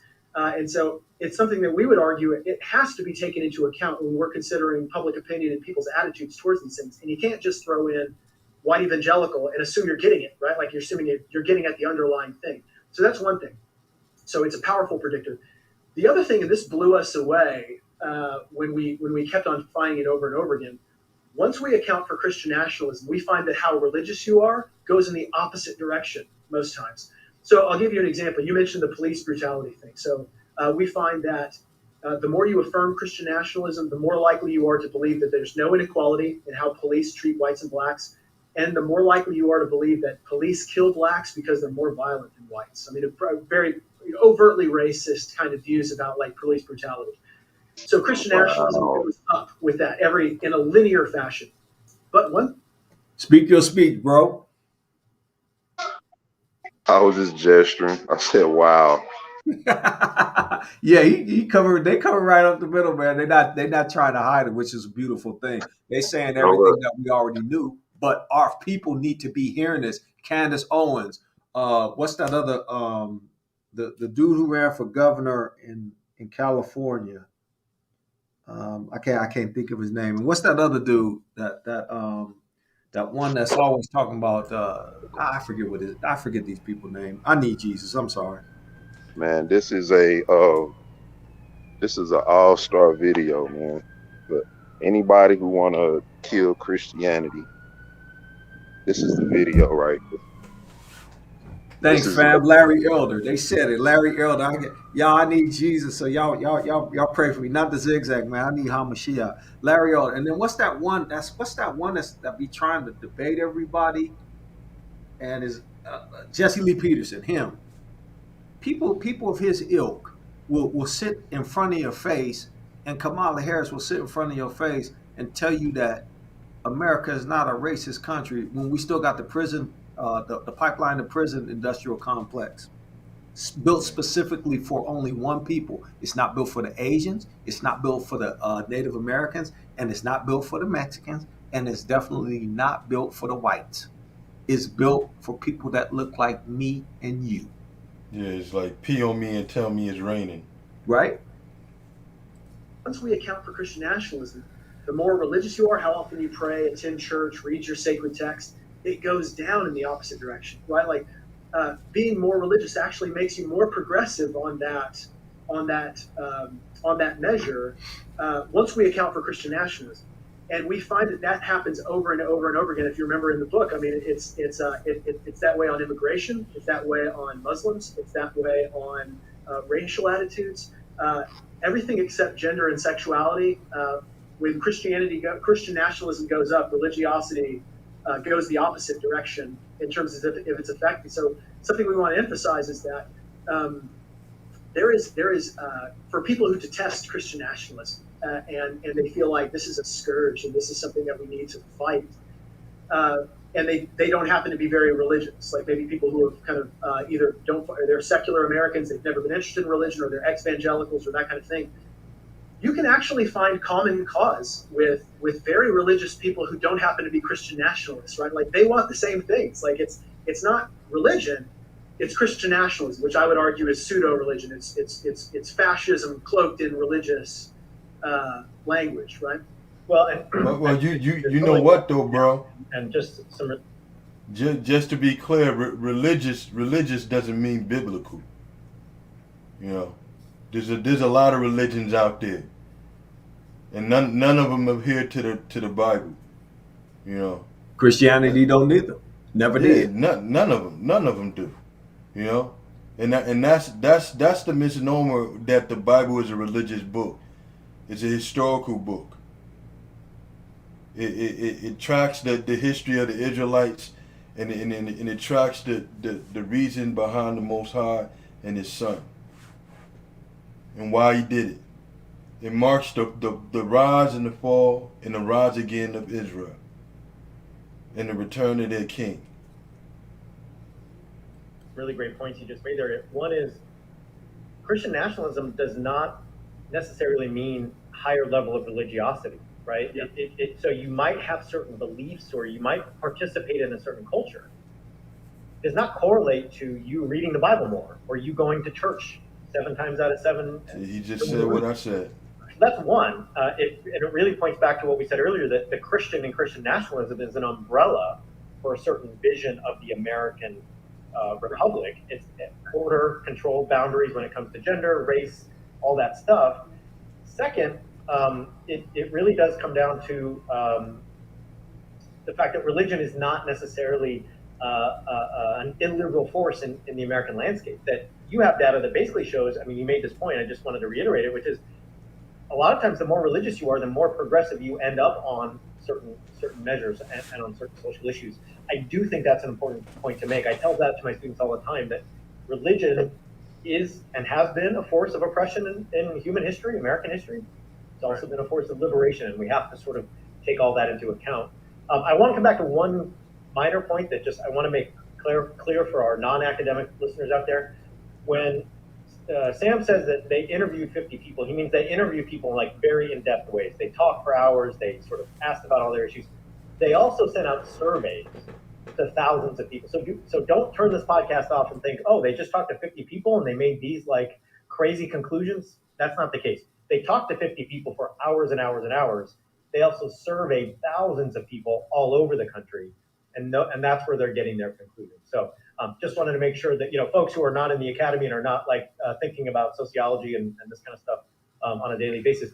I know you got to go teach a class here in a minute, so I don't want to keep you too long, but I do want to ask you, you hinted at this earlier, but what's the future of Christian? I mean, I want to make one more thing clear. Christian nationalists are not necessarily white evangelicals.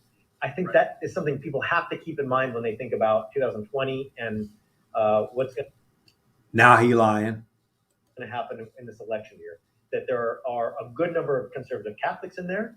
There's a good number of mainline Protestants, people that would be on the sort of quote unquote liberal side of Protestantism.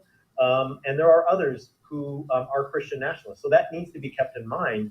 That, I think, is the real force of your book. You really have given us a way to think about how Trump gets his support and who is supporting him, that goes just beyond this sort of like mystification of white evangelicals supporting this guy. With that in mind, what is Christian nationalism decreasing? And then you're a sociologist. I always say this to my sociologist guests. Okay, so the man already said that they're at 75% of Christians are white Christian nationalists or white nationalist Christians or national Christians or just Christians in general. But the man says 75%. So let's see if he's going to lie and say that it's going down, because we know it's going up. You don't like to make predictions. You like to study data. So this is not your bag, and I get it. And I'm going to make you really nervous right now. So, but is Christian nationalism decreasing? And then depending on the answer to that question, what might that mean for 2020? Yeah, that's a great question. So statistically speaking, Christian nationalism is receding slowly. And when I say slowly, I mean like from 2007 to 2017, when we asked the same questions on different surveys, we saw a minor but statistically significant drop in terms of like affirming Christian nationalism. It wasn't a tremendous drop. It was, and this is over 10 years, mind you. So it was a slight drop. People are aging. I want to make a point here. Notice how they keep saying they're looking at polls, they're looking at data, they're studying the data. Now they're doing this to their own people, right? Imagine how much data that they have on you and how they've been studying you, right? Because really, all of these mandates about the vaccine are because 70% of you have said, hell no, I'm not getting that. So we have to get into a habit of listening to what they say and decoding it, but then also at some point, hopefully, we get our think tanks that analyze and look at data too, because here's the thing. They're studying, and they have been studying us. The moves that they're doing now, they had these moves planned out 10, 15, 20 years ahead of time. And so we need to get out of playing checkers and start playing chess. But what's a good thing is that we got the Father working it out for us, because in a lot of instances, we are sheep. Older people who would have been strong proponents of Christian nationalism are affirming that on surveys a little bit less. I would say two things to that, though. One, hardly anybody says they're against interracial marriage anymore on surveys, and yet my guess is that you wouldn't have to hunt too hard to find white Americans who would be uncomfortable with their children marrying interracially, and they have told their children so. And yet, as someone who's like the result of an interracial marriage, I'm just going to tell you anecdotally, true. Yes, true. So. Right, people learn what to say on surveys more and more about like what is appropriate and what is kind of like culturally passe, even though they may very much still affirm that and believe that kind of thing. And so even though we see it waning a little bit in survey research, I would say that some of that might be a social desirability bias. People kind of get keen on what they can and can't say on surveys about what the United States should be and how inclusive we want to portray ourselves as. The other thing, though, is that Christian, and I think Phil Gorski argues this beautifully, is that Christian nationalism responds to fear. It responds to threat. It responds to savvy, strongmen leaders activating those fears and being able to pull on that narrative and to draw people in and to say, don't you realize this is what's happening and it's cyclical and it's going all over again, and we've got to fight it. And so I think Christian nationalism, even though we see it waning a little bit on surveys, I think it's still there. I think it's still there in the back of the American popular consciousness that can be activated like I remember a guy named James Aho, A-H-O, wrote this great article in Critical Sociology called Christian Dominionism, which he really thinks is the same thing as Christian nationalism. And he called it like a herpes virus. Like Christian nationalism is like a herpes virus. It's always back in the spinal column, just kind of ready to explode onto the surface. But it's such a powerful way of thinking about this is exactly like it's back there, right? Like it's ready to be activated and inflamed whenever somebody who's savvy enough and the situation calls for it, a terrorist attack, a war, an election, and somebody can draw on that and kind of bring it right back and activate it to drive people's voting behavior and narratives and all that stuff. So even though I do see it, so my prediction would be I think Trump is going to sound that gong every week from here until election. He's going to have Robert Jefferson, Tony Perkins, and Wayne Grudem, and Jerry Falwell Jr., and Mike Huckabee, and Michelle Bachmann, and Paula White, and all of his kind of court evangelicals, as John Fee calls them. He's going to have all of those people stumping for him as Trump the Cyrus, Trump the guy who's fighting for us, Trump the guy who's going to fulfill his promise. Family, y'all do know that they think Trump is like a messiah to them, right? Y'all do believe that, right? If y'all believe that, they think that Trump is King Cyrus or some sign of messiah to him, y'all throw a one up in the chat, and I'm gonna continue to play the little bit left on the last bits of this video. Not as the representative of like what a Christian should be, but the guy who's fighting for us. And when I say us, it's all that coded language of Christian. Does that make sense? It makes a lot of sense. And it, again, for me as somebody who's not a social scientist, who's more historically oriented and philosophically oriented, I always, the rant that my students get tired of hearing is that, fear and anxiety, these lead to reduction, right? So if I am scared, if I don't have time, if I'm not sure, if I'm, things are not going great, I'm under threat. Reduce, make a clear decision about what's right, what's wrong, who's evil, who's not, and go from there and just sort it out later, right? And, as somebody who's more prone to reflection than action, which is not always a good thing, right? Sometimes you need action, but as somebody who's prone to reflection, I've always had a harder time with folks who want to make decisions about the most fundamental aspects of our political, cultural, and civic lives based on fear, based on just like a kind of impulse to escape what may or may not be an actual threat. And so I hear you.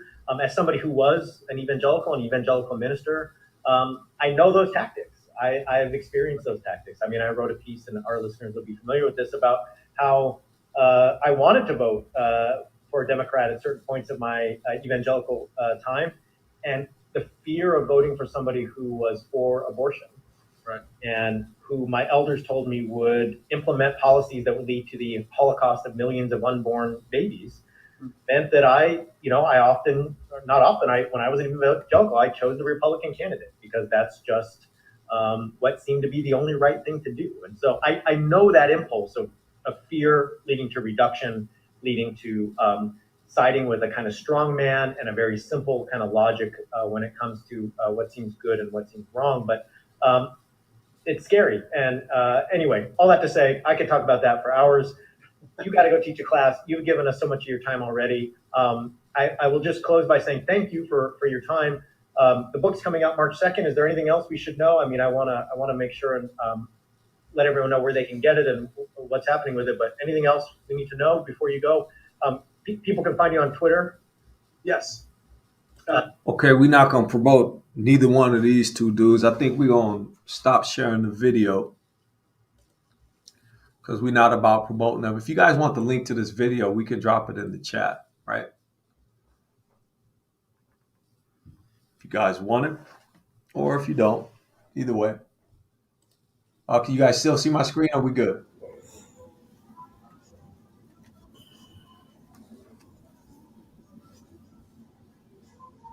Okay, I'm gonna address some of these. You guys had a lot of good commentary in the chat. I mean, you guys were on fire, and yeah, I did say it earlier, and I'll say it again live, just in case somebody missed it when I said it in the chat. But my family that's in the chat will crack Mike Holloway's head open to the white meat with the book. I typed it, but I wanted y'all to hear me say it verbally because we don't have any dummies in here. And it's not to say you a dummy just because you don't know something, right? What I am saying is you're not dummies, is that you guys are well learned and well versed in the scriptures, right? Can you guys see the screen? Mm-hmm. We back to the normal screen, right? Where we got Yeah. okay, cool. Okay, so and we're all learning, and we all will continue to learn. We're gonna continue to learn even past when we meet Mashiach and when we get his new name, because the book say he got a name written on his thigh, right? A new name. So you're not gonna be calling him these names that you call him now anyway. But that's a whole nother conversation that we'll do at a later time. So you brothers have anything to add, subtract, multiply, or divide? You guys want to take some questions or comments from our esteemed family, who I know they know the book, because I know they know the book just by the scriptures and the precepts that they be posting and what they be saying. That proves. Book say, study, show thyself approved, and our people in this comment section definitely be studying that book. I know they do. Yes, they do know the book. Hey, I found out last night they know DNA too. We was talking about DNA. Oh God, it was really good. But one thing I would say, I would love you to send that video to to the urban apologists, let them look at that and give them something else to get on. I'm gonna drop the link to the video in the chat right now, if that makes sense to y'all, and y'all can look at it yourself. I'm not trying to promote this dude, but the video it's a good video because he coming straight up the middle and telling you exactly what we've been saying all of this time. But see, the difference is this: some of our people don't like to hear what we're saying, or you're making it about race, or you're making it about this, or you're making it about that, instead of actually listening to what's being said and then going back to the book and say, okay, Brother Banya and Brother Ibra and Brother Kadar said this. I want to go to the book and see if what they saying is so. I want you to prove this to me with the book. G-Con, don't prove nothing to me with your feelings or with what your opinion is. Because I noticed that when you guys be on Berean's channel, it's a lot of opinion. Mm-hmm. It's a lot of straw man. It's a lot of those types of subterfuge type tactics where, okay, let's get him off his square. We'll mention this, and then he gonna go there like they trying to like they coming out of the COINTELPRO handbook, right? Stick to the book. Can you prove what you saying with the book?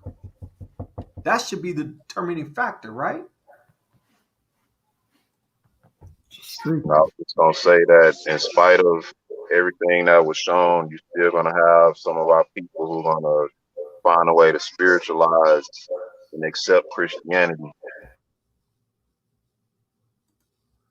You know what? And that's because of fear.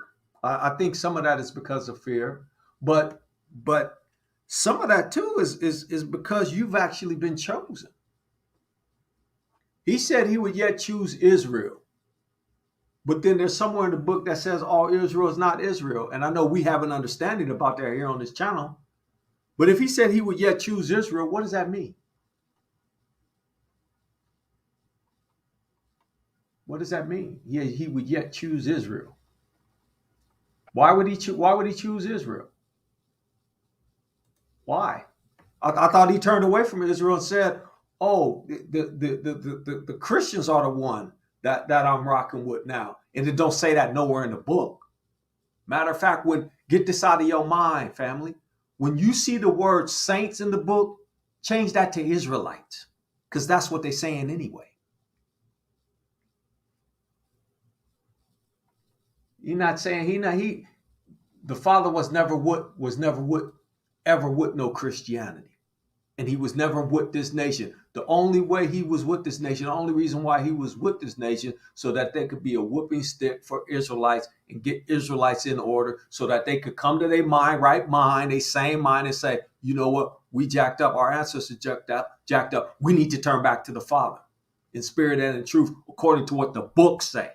Not according to what Christianity say, not according to what the Jesuits say, not according to Mike Holloway or Berean, or none of that silly foolishness. What does the book say?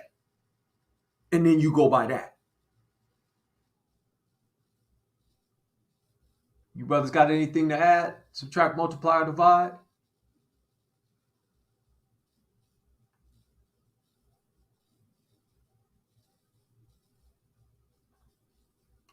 Well, if you guys don't have nothing to add there, I guess we're going to sign off. We've been on for a minute. Yeah, I appreciate you, family. Appreciate you guys coming on. And again, this was a spur of the moment thing. I hadn't planned on jumping on, but I said, you know what, we got to say something about this, because I don't know, a lot of our people are under the misnomer that Christianity is for our turn, and it never was for our turn. So that said, peace and blessings, family. Love y'all. Love the Father. You brothers want to say something in closing? Peace and blessing, family. It was a good lesson, Brother Cleo. Indeed, it was really more of a more of an informational piece, because we came with very little precepts. But yeah, again, my hope is that, you know, the family will look at Christianity and look at the whole paradigm of Christian nationalism and white Christian nationalism as being the same thing. You being a patriot is not talking about you. The 4th of July is not talking about you. St. Patrick's Day, Valentine's Day, those not your holidays. Why don't you get with the feast program? Get with the feast. You Israelite, get with the feast. Why you an Israelite? You can't be a Christian. You can't be both. It's impossible, because they at conflict, they at odds, they button heads. It's like you trying to mix a olive branch with a orange tree. The two should not be. It's an impossibility. Anyway, anybody else got anything to say before we sign off? Yeah, I was just gonna say real quickly that for a long time, before the last couple of years or so, I struggled with admitting that Christianity was a pagan religion, you know. But through patience and due diligence and just searching things out, I'm able to make that claim boldly now. And I hope that the rest of our brothers and sisters can come to that same thing by doing the same thing, not just by what anybody say, like Brother Cleo said. Amen. Biden, you could close us out, bro. Yeah, you know, I'll say this much, man. Everything that you hear, you gotta study. You know, we've been stark advocates against Christianity. Now, and I want to make a differentiation between these two. We're not against our people that's within that. You know, we're not against brothers and sisters who may classify themselves as that. But we're against the foundation of its teachings, and we're against the end results of it trying to replace Israel. You know, we don't want to alienate any brothers and sisters. We want to give them a space to actually come into what we understand to be true. And you know, the only way to do that is to expose the lies and to expose the hypocrisies and to expose the false doctrines and the things that they're doing that's trying to negate us as being a nation. Because when we read the Bible, it's not just spiritual things that we're reading in there, but we're reading about tangible things, things that are what's another word for tangible, brother? Things that what Having was it in that? your hand. Having it in Exactly. your hand. Exactly. You know, so we're gonna keep pushing that. We're gonna bring out this lesson. It's supposed I'll have it dropped by the end of this month. You know, and it'll broaden your understanding just as a start. But this was an awesome presentation by the brother Cleo, and that's just right off the rip. He didn't even he didn't even study. He just came off the top with this one. So you know when that brother brings some information out, it's gonna be precise. You know, and I like to thank the brother for bringing that information out, and I like to thank all the other brothers on the panel for joining in and adding the unique perspectives to the conversation. You know, with that being said, I would like to say love you all, Israel. Remember what we said on prayer night. We'll have prayer again this upcoming Friday. With that being said, walk in faith, walk in grace, and walk in obedience, Israel.